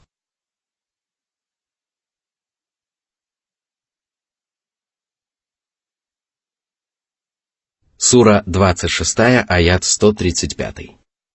«Инни ахафу алейкум адаба яумин азим». Я испытываю к вам искреннее сострадание, и поэтому опасаюсь того, что вам не удастся избежать наказания в судный день. Если вы не покаетесь в неверии и беззаконии, то вас непременно постигнет лютая кара, и тогда уже никто не сможет помочь вам. Сура 26, аят 136. قالوا سواء علينا أوعظت أم لم تكن من الواعظين. Однако многобожники продолжали упрямиться и не желали признавать Божьего посланника. Именно поэтому они сказали: «Будешь ты увещевать или нет, мы все равно не изменим своих взглядов». Воистину, это величайшее преступление и предел беззакония. Многобожники достигли той чудовищной степени неверия, когда Божьи увещевания, которые способны превратить в прах горные твердыни и привести в трепет сердца благоразумных людей, не производят на них никакого впечатления. Подобное возможно только тогда, когда грешники окончательно повязли в беззаконии и лишились надежды на возвращение на прямой путь.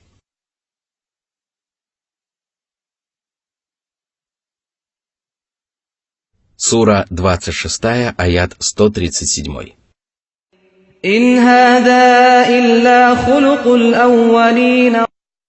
Наши предки тоже поступали таким образом. Одни из них наслаждались мирским благополучием, другие жили в нищете. Так было всегда, потому что это закон земного бытия. Одни пользуются богатством, а другие испытывают нужду, поскольку таким образом Всевышний Аллах испытывает своих рабов.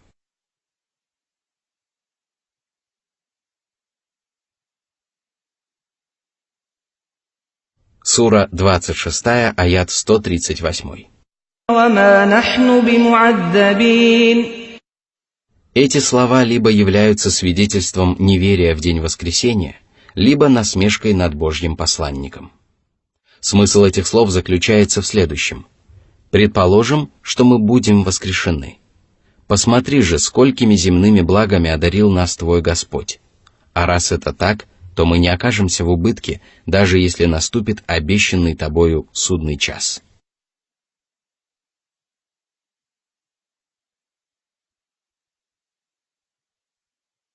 Сура 26, аят 139. فَكَذَّبُوهُ فَأَهْلَكْنَاهُمْ إِنَّ فِي ذَلِكَ لَآيَةً وَمَا كَانَ أَكْثَرُهُم مُؤْمِنِينَ. Неверие стало их неотъемлемым качеством, от которого они уже не могли избавиться.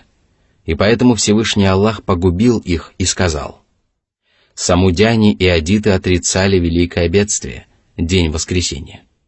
Самудяне были истреблены неистовым воплем, адиты же были истреблены ветром морозным или завывающим, лютым. Он заставил его бушевать над ними в течение 7 ночей и 8 дней без перерыва, и ты мог бы увидеть людей, которые были повержены, словно рухнувшие сгнившие пальмовые стволы. Видишь ли ты что-либо оставшееся от них?» Сура 69, аяты с 4 по 8.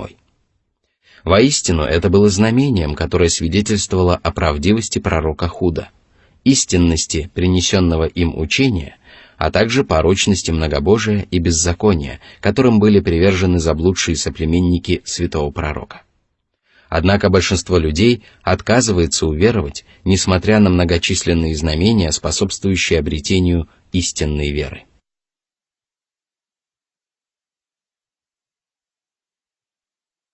Сура 26, аят 140.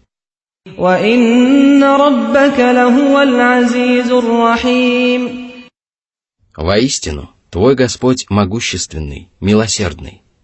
Благодаря своему могуществу Он уничтожил многобожников, которым не принесли пользы их сила и могущество, а благодаря своему милосердию избавил от этой ужасной участи Худа и тех, кто уверовал вместе с ним. Сура 26, аят 141. Самуд — это некогда известный народ, живший в местечке Хиджр, которому Всевышний Аллах отправил своего посланника Салиха. Однако самудяне отвергли своего пророка, который призывал их к единобожию, а поскольку единобожие лежало в основе всех пророческих миссий, их неверие в Салиха было равносильно неверию во всех остальных посланников.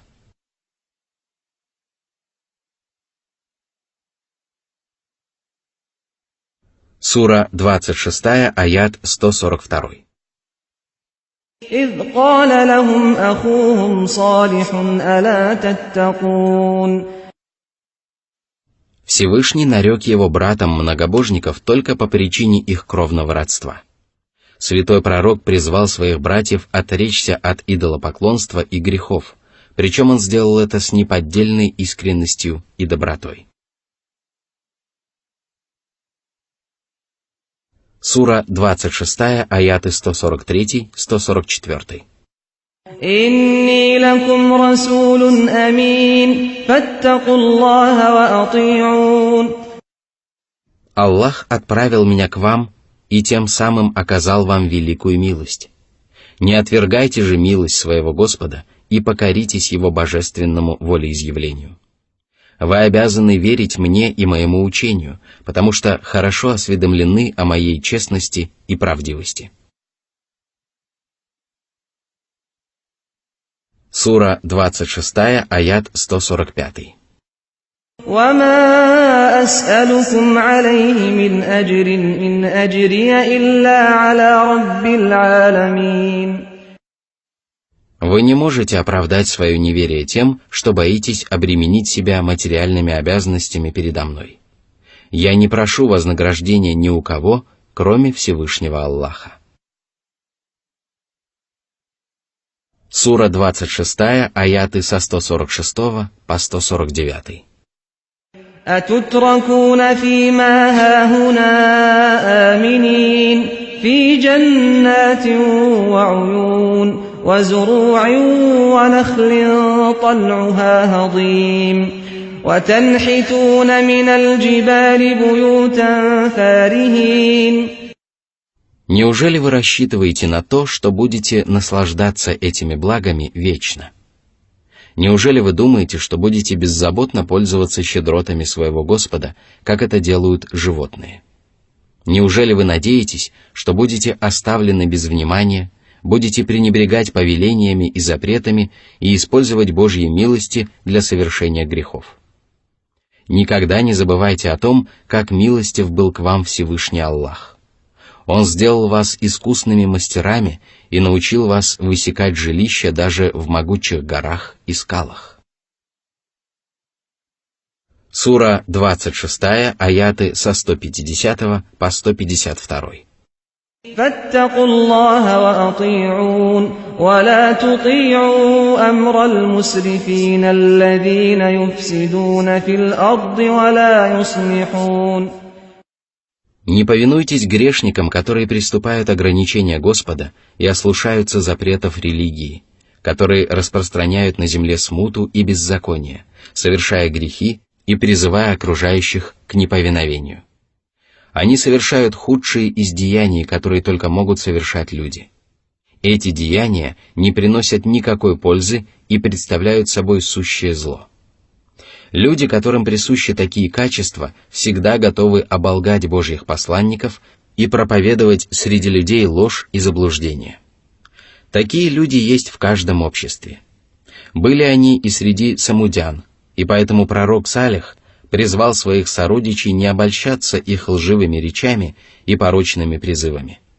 Может быть, именно об этих людях Всевышний Аллах сказал: «В городе было 9 человек, которые распространяли на земле нечестие и ничего не улучшали». Сура 27, аят 48. Однако самудяне не прислушались к проповедям и увещеваниям своего пророка, и поэтому далее Всевышний Аллах сказал: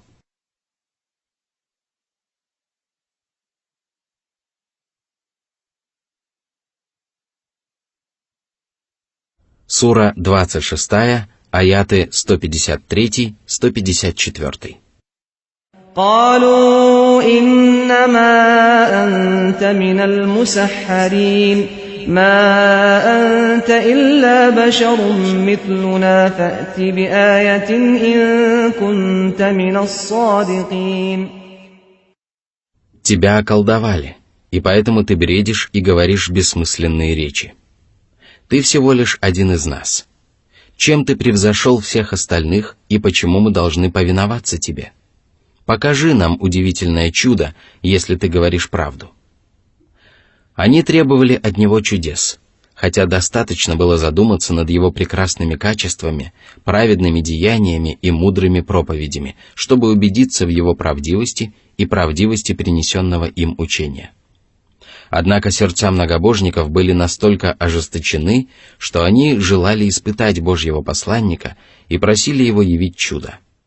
Такие люди, как правило, не извлекают никакой пользы из увиденных знамений, потому что они требуют чудес не для выявления истины, а по причине своего упрямства и непокорности.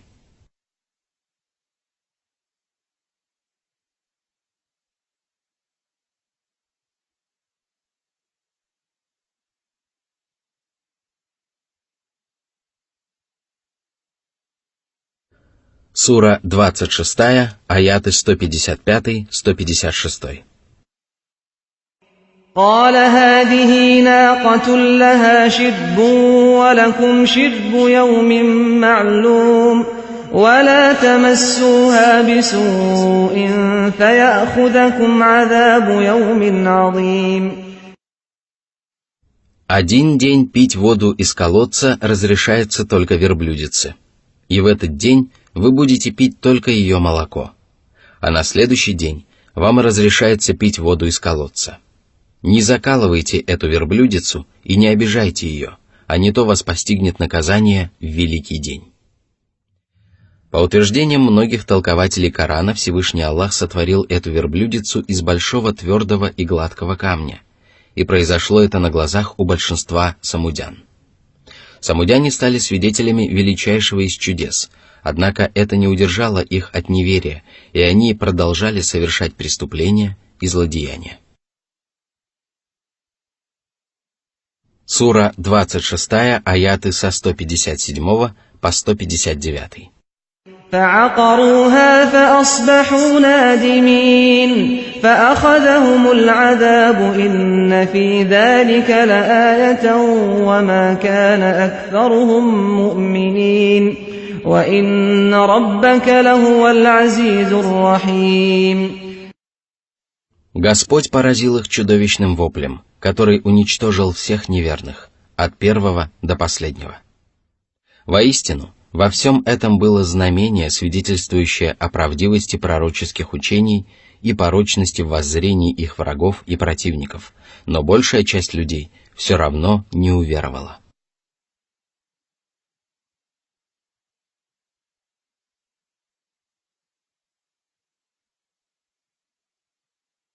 Сура 26, аяты со 160 по 169. كذبت قوم لوط المرسلين إذ قال لهم أخوهم لوط ألا تتقون إني لكم رسول أمين فاتقوا الله وأطيعون وما أسألكم عليه من أجر إن أجري إلا على رب العالمين أتأتون الذكران من العالمين وتذرون ما خلق لكم ربكم من أزواجكم بل أنتم قوم عادون قالوا لئن لم تنته يا لوط لتكونن من المخرجين قال إني لعملكم من القالين رب نجني وأهلي مما يعملون. Пророк Лут призывал своих соплеменников уверовать, но они ответили ему так же, как это делали все остальные неверующие народы. Речи неверных во все времена были похожи, потому что похожи были их сердца. Однако соплеменники Лута отличались от многих других неверных. Они не только приобщали к Аллаху сотоварищей, но и совершали омерзительный грех, который не совершал никто прежде. Мужчины этого народа возлежали с мужчинами и отказывались от половой близости с женщинами. Это были закоренелые преступники, которые испытывали величайшую ненависть по отношению к святому пророку. Несмотря на это, Лут не прекращал проповедовать среди них истинную веру, и поэтому однажды они сказали ему: «О, Лут, твои проповеди закончатся тем, что мы выгоним тебя из нашего города». Когда святой пророк увидел, что его соплеменники не собираются покаяться в своих злодеяниях, он сказал: «Воистину, я испытываю к вашим деяниям ненависть и отвращение, и поэтому заклинаю вас поскорее отречься от них». Затем он воззвал к Аллаху и сказал: «Господи, отдали меня и моих близких от тех мерзких поступков, которые совершают мои соплеменники, и упаси нас от сурового наказания». Сура 26, аяты со 170 по 175. فنجيناه وأهله أجمعين إلا عجوزا في الغابرين ثم دمرنا الآخرين وأمطرنا عليهم مطرا فساء مطر المنذرين إن في ذلك لآية وما كان أكثرهم مؤمنين وإن ربك لهو العزيز الرحيم. Всевышний внял мольбе своего пророка и спас его вместе с его домочадцами. И только его престарелая жена оказалась среди тех, кто остался в городе. Аллах истребил их, низвергнув на них дождь. Это был дождь из камней из обожженной глины, который уничтожил всех неуверовавших соплеменников Лута.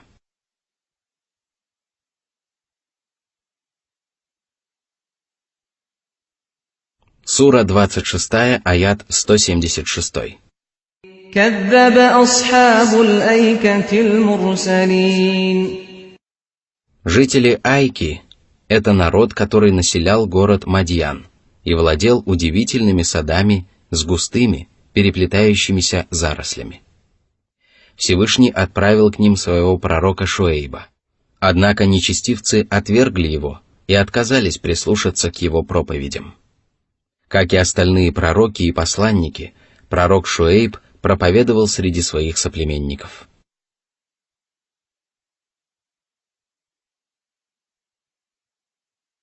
Сура 26, аяты со 177 по 180.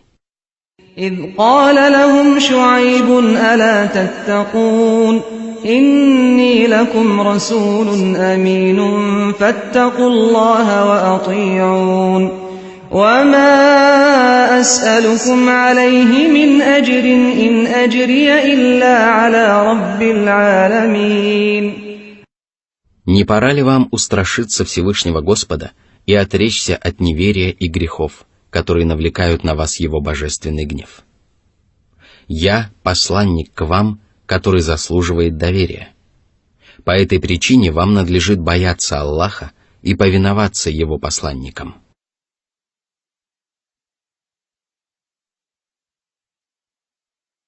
Сура 26, аяты со 181 по 183. أوفوا الكيل ولا تكونوا من المخسرين وزنوا بالقسطاس المستقيم ولا تبخسوا الناس أشياءهم ولا تعثوا في الأرض مفسدين. Однако не только многобожие было пороком обитателей чащи. Они обвешивали и обмеривали купцов и торговцев. И поэтому пророк Шуэйб велел своим соплеменникам наполнять меру полностью и удерживать у людей то, что им полагается по праву. Сура 26, аят 184. واتقوا الذي خلقكم والجبلة الأولين. Он один сотворил вас и ваших предшественников, и Он один заслуживает поклонения и обожествления. Будьте же благодарны тому, кто даровал вам жизнь и одарил многочисленными щедротами и милостями.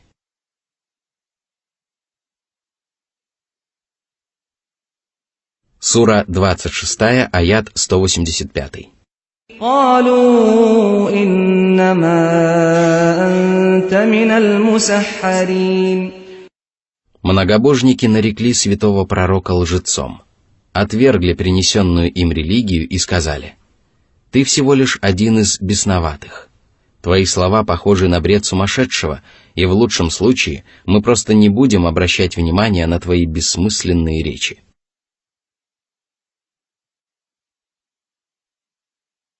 Сура 26, аят 186. وما أنت إلا بشر مثلنا وإن نظنك لمن الكاذبين. Ты ни в чем не превосходишь нас и не имеешь права требовать от нас покорности и повиновения. Те же самые слова говорили Божьим посланникам предыдущие народы. Все они отвергали пророков и посланников и оправдывали свое неверие этим сомнительным доводом. Воистину, их слова были так же похожи, как были похожи их переполненные неверием сердца. Всякий раз, когда они приводили Божьим избранникам этот сомнительный довод, те отвечали: «Мы такие же люди, как и вы, однако Аллах одаряет своей милостью того из своих рабов, кого пожелает». Сура 14, аят 11. Соплеменники Шуэйба также заявили, что считают его лжецом. Насколько же несправедливы, дерзки и лживы были эти грешники. Они видели многочисленные знамения, которые им показал пророк Шуэйб, и были убеждены в его правдивости и верности. Все посланники Аллаха являли своим народам знамения, когда те начинали припираться и отказывались уверовать. Нетрудно представить себе, насколько убедительны и прекрасны были доводы и знамения пророка Шуэйба, которого из-за его красноречия, доброты, выдержки и благоразумия называют лучшим проповедником среди всех пророков. Обитатели чащи прекрасно знали, что Шуэйб говорит им сущую правду, и поэтому их слова о том, что они считали святого пророка лжецом, были бесстыдной ложью.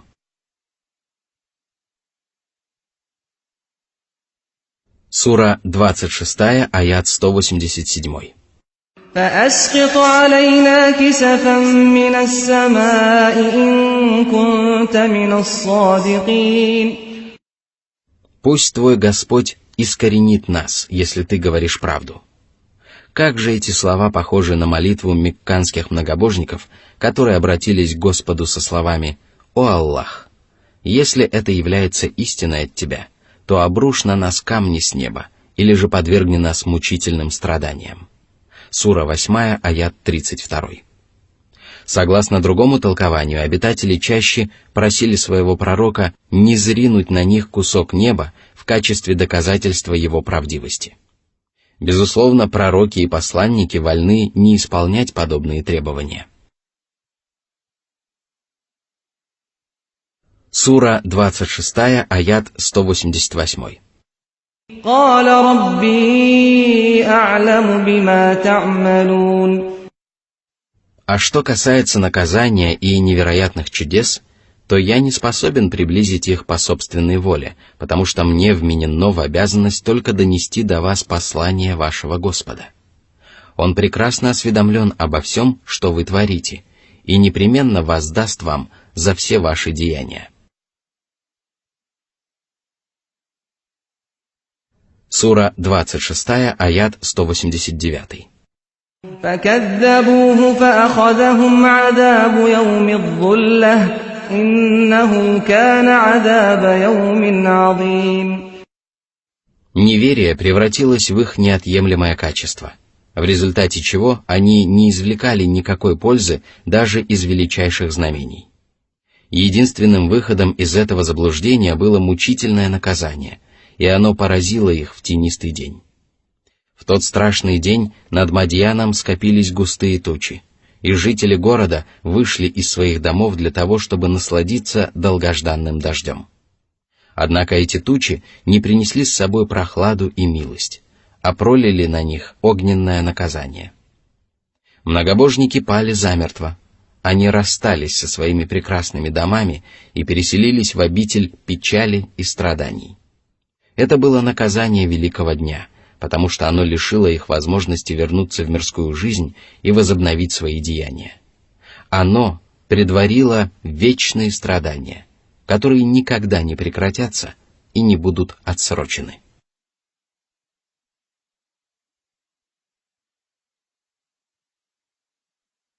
Сура 26, аят 190.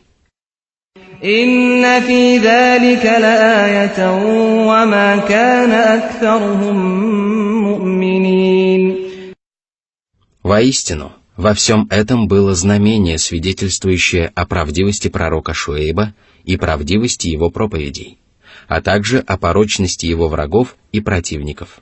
Большая часть этих людей не уверовала, несмотря на то, что все они стали свидетелями великих чудес и удивительных знамений. А не уверовали они, потому что их сердца были лишены добра и чистоты. Всевышний сказал: «Большая часть людей не уверует, даже если ты страстно будешь желать этого». Сура 12, аят 103.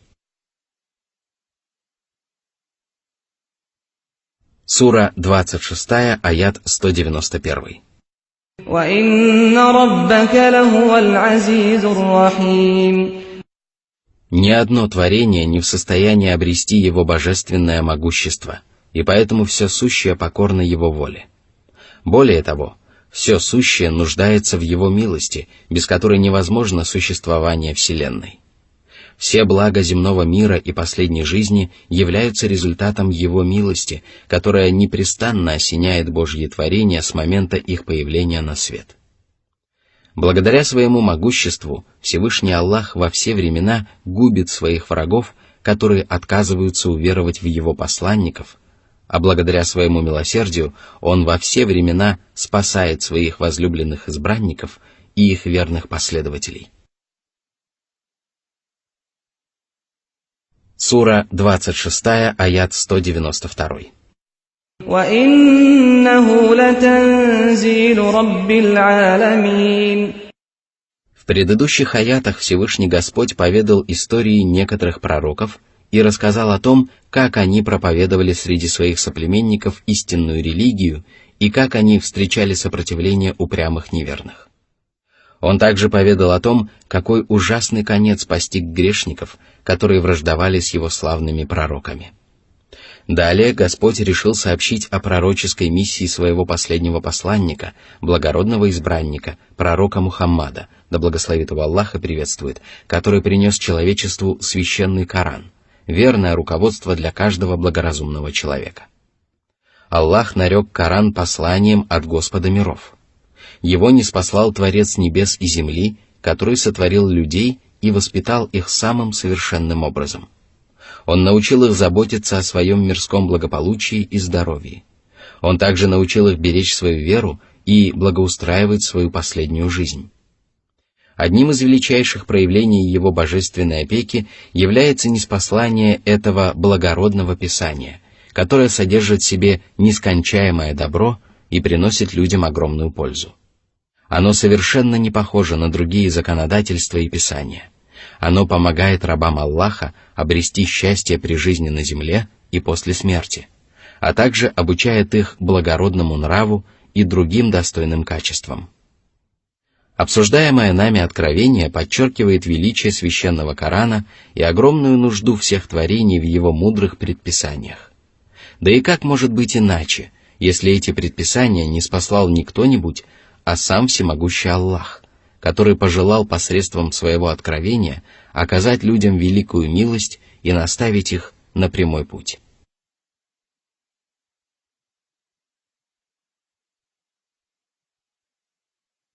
Сура 26, аят 193.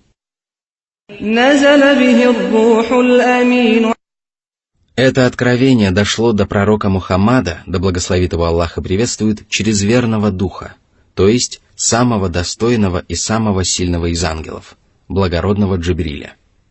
Аллах назвал его верным, потому что знал, что благородный Джибриль выполнит свою миссию без излишеств и упущений. Сура 26, аят 194.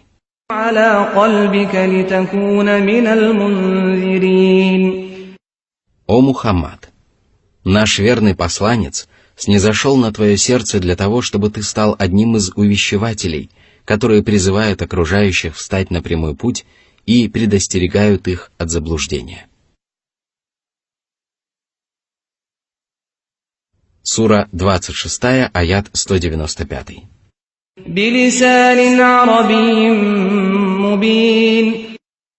Божественное откровение ниспослано на ясном арабском языке.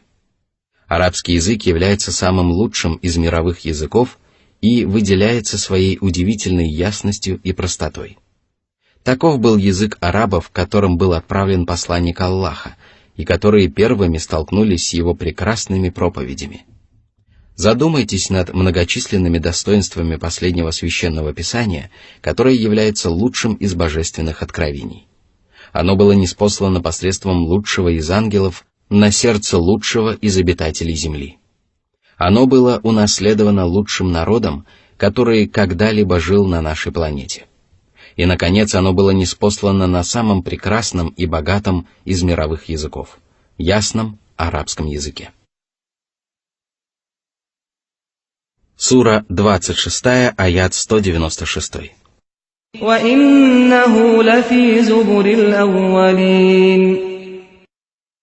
Предыдущие священные писания предвещали ниспослание священного Корана и свидетельствовали о его правдивости. С началом пророческой миссии Мухаммада сбылось пророчество, содержащееся в писаниях древних народов. К человечеству явился последний посланник, который принес истину и подтвердил правдивость своих предшественников.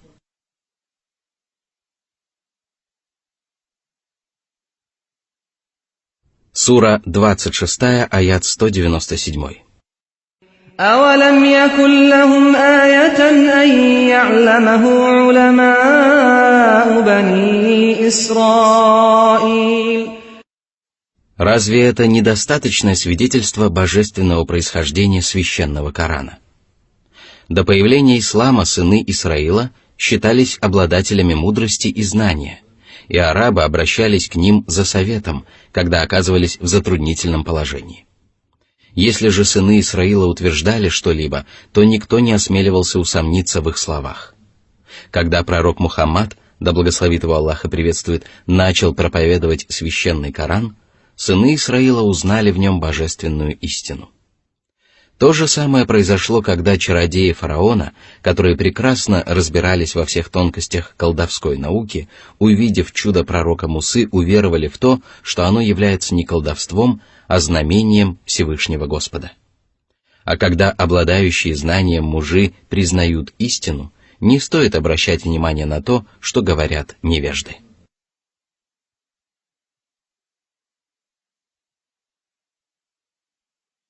Сура 26, аяты 198-199.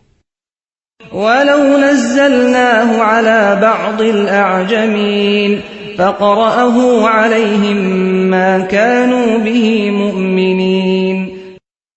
Если бы Аллах не спаслал Коран человеку, который не понимает коранического языка и не умеет надлежащим образом изъясняться по-арабски, то арабские многобожники непременно сказали бы: «Мы не понимаем того, что он говорит. Мы не можем разобраться, к чему же он нас призывает». Посему благодарите Всевышнего Аллаха за то, что Священное Писание было ниспослано человеку, который обладал прекрасным даром речи и умел излагать свои мысли на самом доступном и понятном языке. Он разъяснил вам суть своей пророческой миссии и дал вам полезные наставления, после чего вам остается только уверовать в него и покориться всем предписаниям его религии.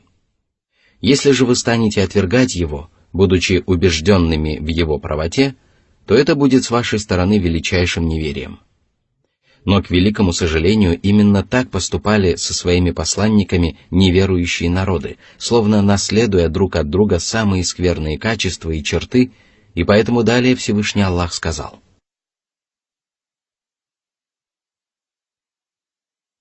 Сура 26, аяты 200-201. كَذَلِكَ سَلَكْنَاهُ فِي قُلُوبِ الْمُجْرِمِينَ لَا يُؤْمِنُونَ بِهِ حَتَّى يَرَوْا الْعَذَابَ الْأَلِيمَ. Неверие проникает в души грешников так же, как нить проникает в ушко иглы. Затем оно укореняется в их душах и превращается в их неотъемлемое качество. Неверие – вот истинная причина их несправедливости и непокорности, и поэтому они заслуживают наказания. Это будет наказание за то, что они отвергали истину.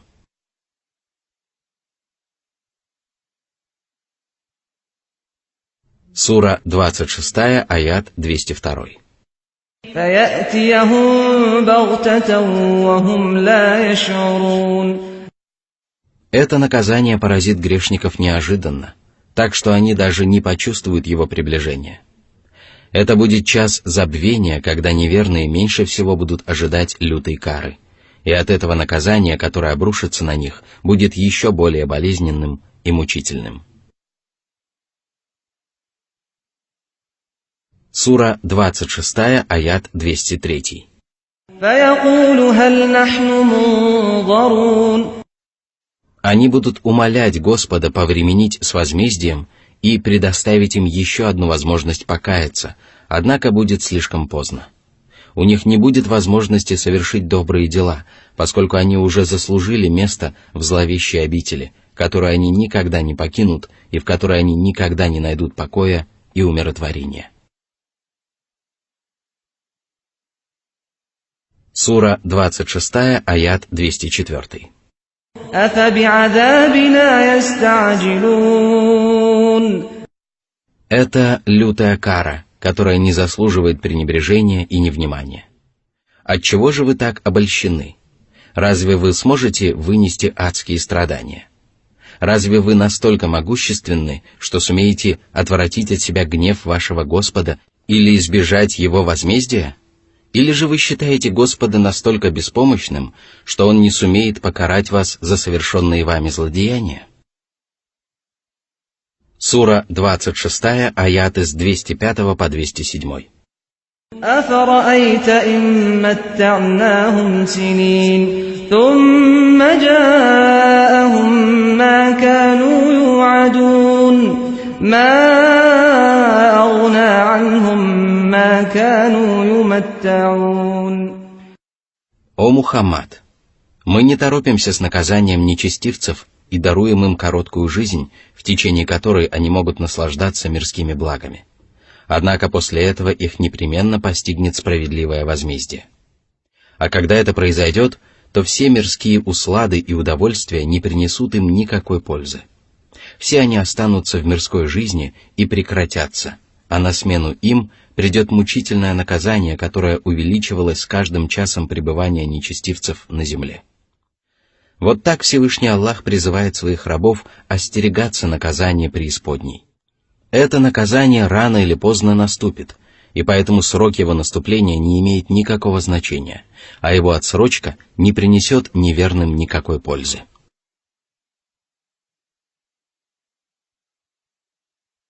Сура 26, аяты 208-209. وما أهلكنا من قرية إلا لها منذرون ذكرى وما كنا ظالمين. Всевышний поведал о своей справедливости и беспристрастности. Он уничтожает неверных и разрушает их поселения только тогда, когда они лишаются возможности оправдать свое неверие. Он посылает к ним увещевателей, которые подтверждают свою правоту ясными знамениями, призывают свои народы встать на прямой путь и предостерегают их от погибели. Они увещевают их посредством ясных знамений и напоминают им о милости и гневе Всевышнего Господа. Они приходят к своим народам с наставлениями, возвещают им истину и лишают их возможности оправдать свое неверие невежеством и неосведомленностью.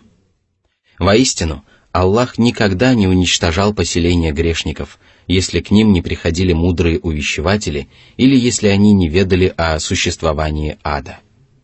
Всевышний сказал: «Мы никогда не наказывали людей, не отправив к ним посланника». Сура 17, аят 15.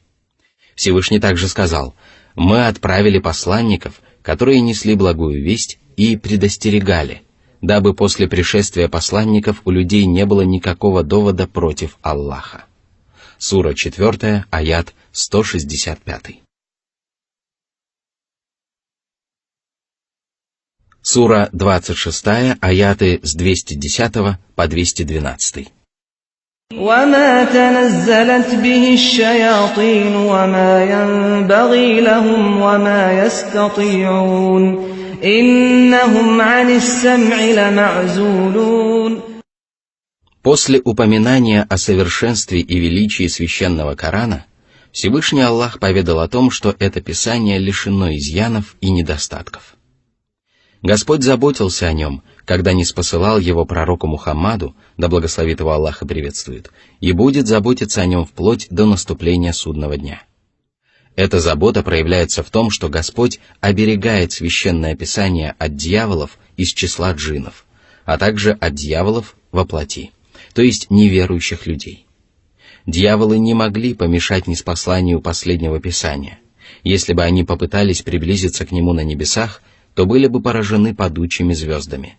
А исказить откровение на земле они не могли, потому что его читал благородный Джибриль, самый сильный из ангелов, которого все дьяволы обходят стороной.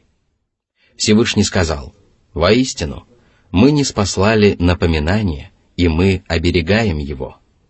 Сура 15, аят 9.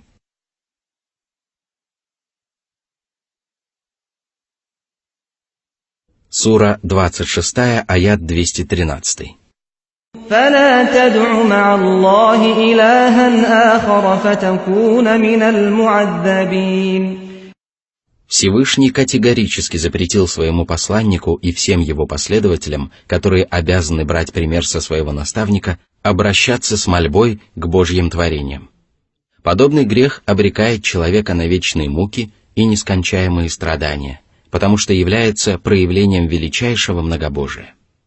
Всевышний сказал: «Воистину, кто приобщает к Аллаху сотоварищей, тому Он запретил рай. Его пристанищем будет гиена». Сура 5, аят 72. Запрет совершать один поступок подразумевает повеление совершать обратное, и поэтому запрет поклоняться вымышленным богам является повелением поклоняться одному Аллаху и не приобщать к Нему никаких сотоварищей, повелением поклоняться Ему со страхом, любовью, надеждой и смирением, а также обращаться к Нему во все времена и при любых начинаниях.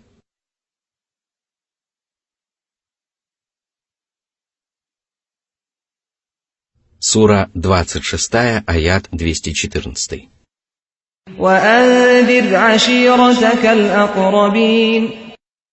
После того, как Аллах повелел пророку Мухаммаду, да благословит его Аллах и приветствует, стремиться к усовершенствованию собственной веры, он призвал его заботиться о совершенствовании веры окружающих.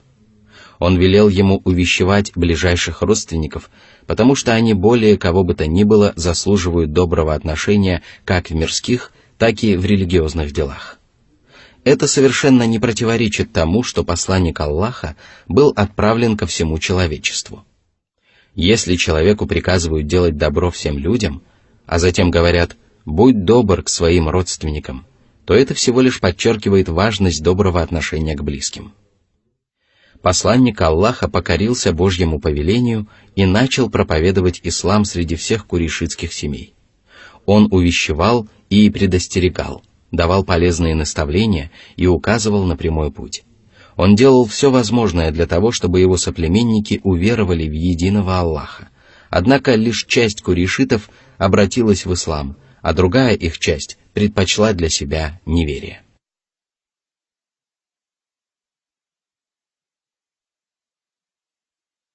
Сура 26, аят 215.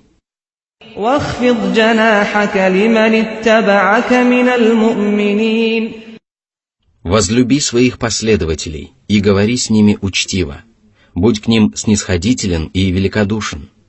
Пророк Мухаммад, да благословит его Аллах и приветствует, выполнил и это предписание своего Господа, и поэтому Всевышний Аллах сказал: «По милости Аллаха ты был мягок по отношению к ним.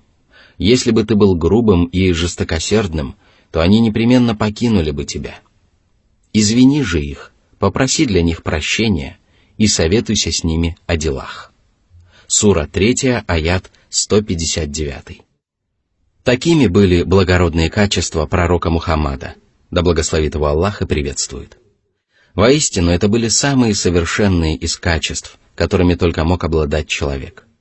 Именно они помогали посланнику Аллаха добиться великого успеха и отвратить от себя великое зло, причем убедиться в этом можно без особого труда.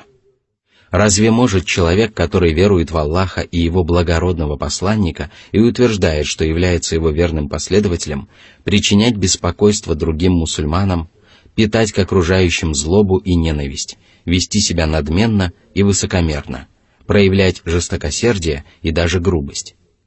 Если человек, который ведет себя таким образом, столкнется с грешниками, которые обладают дурными качествами, ослушаются Аллаха, отвергают проповедников и испытывают к ним ненависть и неприязнь, то он забудет о терпении, выдержке, кротости и благонравии и сам начнет ослушаться Всевышнего Господа.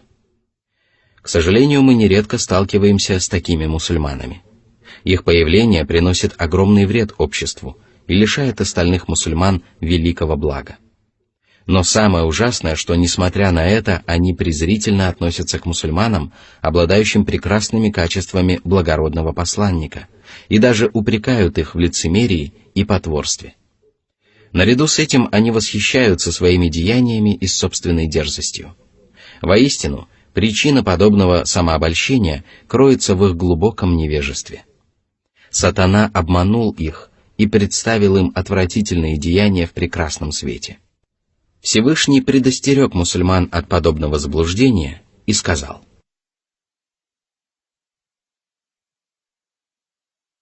Сура 26, аят 216. فَإِنْ عَصَوْكَ فَقُلْ إِنِّي بَرِيءٌ مِّمَّا تَعْمَلُونَ. Если они не станут руководствоваться твоими наставлениями, то отрекись от скверных поступков своих собратьев, но не отрекайся от них самих и не разрывай с ними добрых отношений. Будь с ними вежлив, давай им добрые наставления и делай все возможное для того, чтобы они прекратили творить зло и покаялись. После размышления над предыдущим аятом у некоторых людей могло возникнуть ошибочное представление о том, что посланник Аллаха, да благословит его Аллах и приветствует, должен был одобрять любые поступки правоверных. Однако обсуждаемый нами аят предотвратил возможность появления подобных воззрений. Однако лучше всего об этом известно одному Аллаху.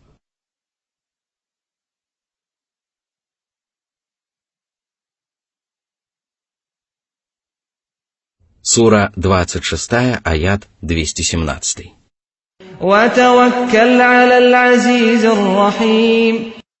Всевышний поведал о сильнейшем оружии истинных мусульман, которое помогает им исправно выполнять все предписания религии.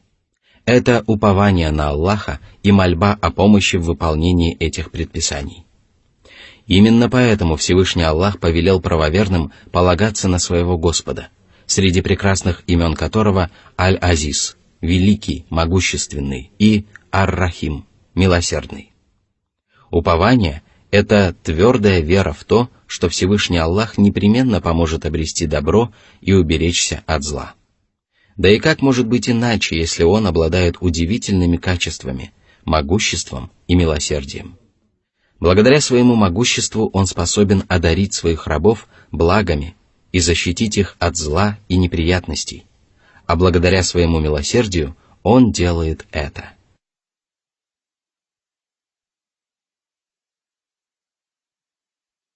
Сура 26, аяты 218-219. الذي يراك حين تقوم وتقلبك في الساجدين.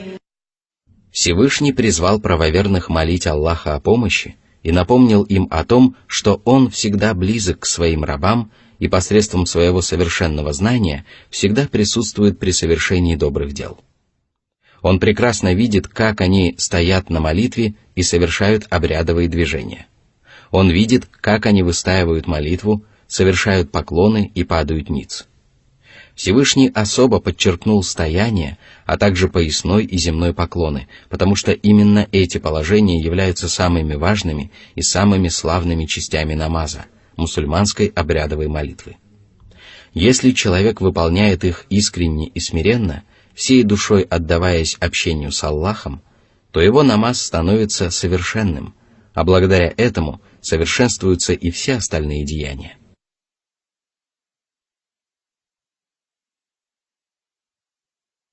Сура 26, аят 220.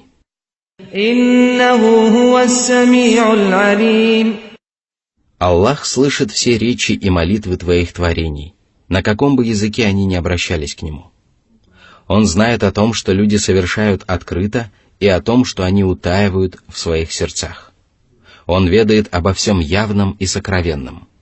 Где бы ни находился человек, Всевышний Господь все равно видит его, слышит его речь и знает обо всех его помыслах, намерениях и решениях. Твердая убежденность в этом помогает правоверному достичь высшего благочестия, ихсан, когда человек совершает поступки так, словно воочию видит Аллаха, а если он и не видит его, то все равно знает, что Аллах видит его. Сура 26, аяты 221-222. هل أنبئكم على من تنزل الشياطين تنزل على كل أفاك أثيم. Это откровение представляет собой ответ каждому, кто заявляет, что пророк Мухаммад, да благословит его Аллах и приветствует, был колдуном, которого наущали бесы и дьяволы. Всевышний открыл людям истинное знание, в достоверности которого они могут не сомневаться. Дьяволы действительно не сходят на некоторых людей. Однако не сходят они только на лжецов и грешников, которые распространяют ложь и измышления и совершают множество других грехов. Дьяволы приближаются только к таким людям, потому что они похожи на них.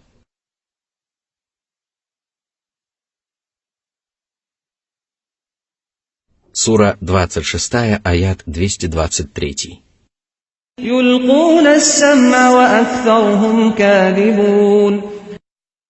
Они подбрасывают этим лживым грешникам весть, услышанную на небесах, но большинство подбрасываемых ими сообщений являются лживыми.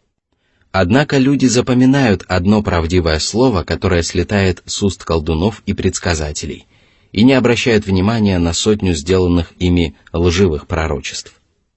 В речах этих отвратительных людей истина смешивается с ложью, растворяется в ней и исчезает. В нее нельзя верить, потому что ее невозможно узнать. Таковы истинные качества тех, на кого не сходят дьяволы, и такова истинная природа их наущений.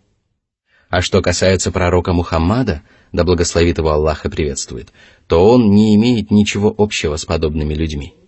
Его прекрасные качества не идут ни в какое сравнение с отвратительными качествами этих лживых грешников. О курейшиты! Вам хорошо известно, что он правдив и заслуживает доверия, добр и благоразумен.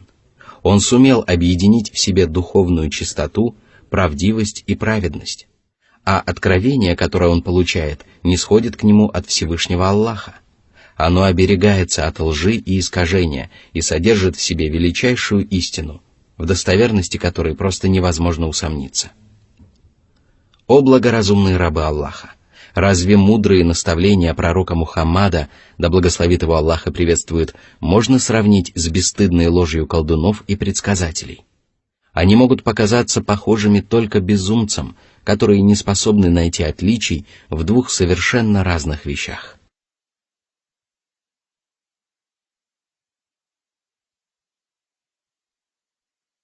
Сура 26, аят 224.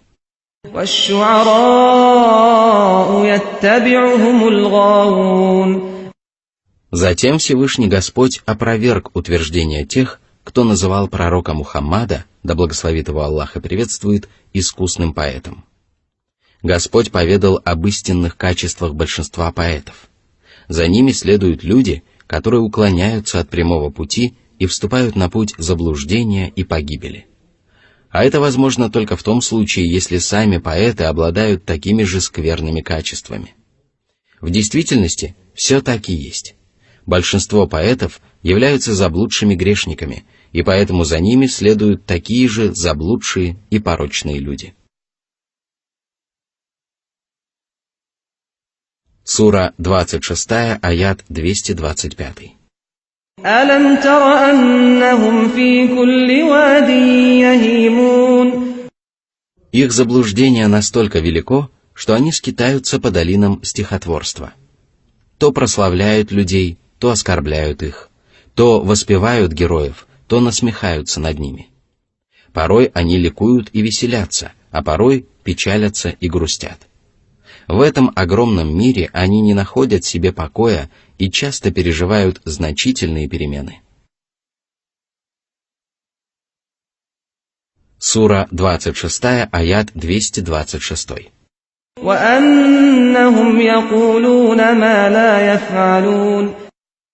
Это еще одно из качеств большинства поэтов. Их слова очень часто расходятся с их деяниями. Если послушать, с каким вдохновением поэты читают свои лирические произведения, то можно подумать, что они переживают сильную любовь. А если поверить тому, как восторженно они восхваляют одних и порицают других, то можно легко склониться к тому же мнению, хотя в действительности все может оказаться далеко не так.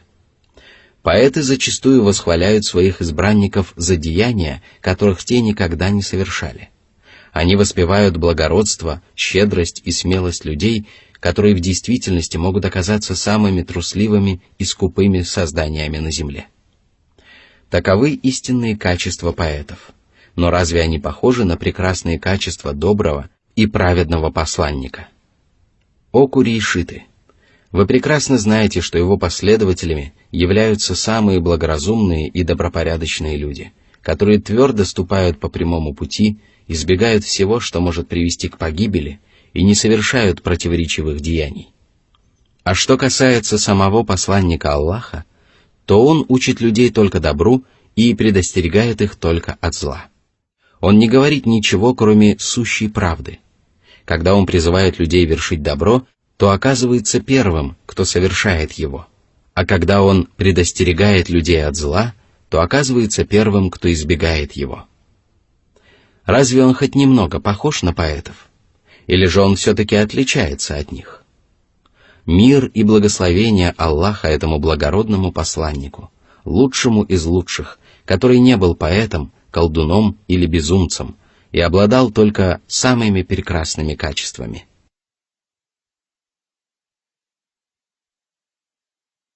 Сура 26, аят 227. إلا الذين آمنوا وعملوا الصالحات وذكروا الله كثيرا وانتصروا من بعد ما ظلموا وسيعلم الذين ظلموا أي منقلب ينقلبون.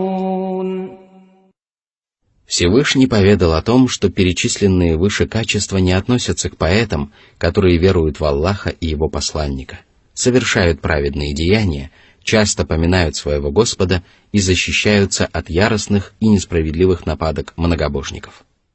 Стихи, которые слагают эти праведники, относятся к их добрым деяниям и являются результатом их искренней веры.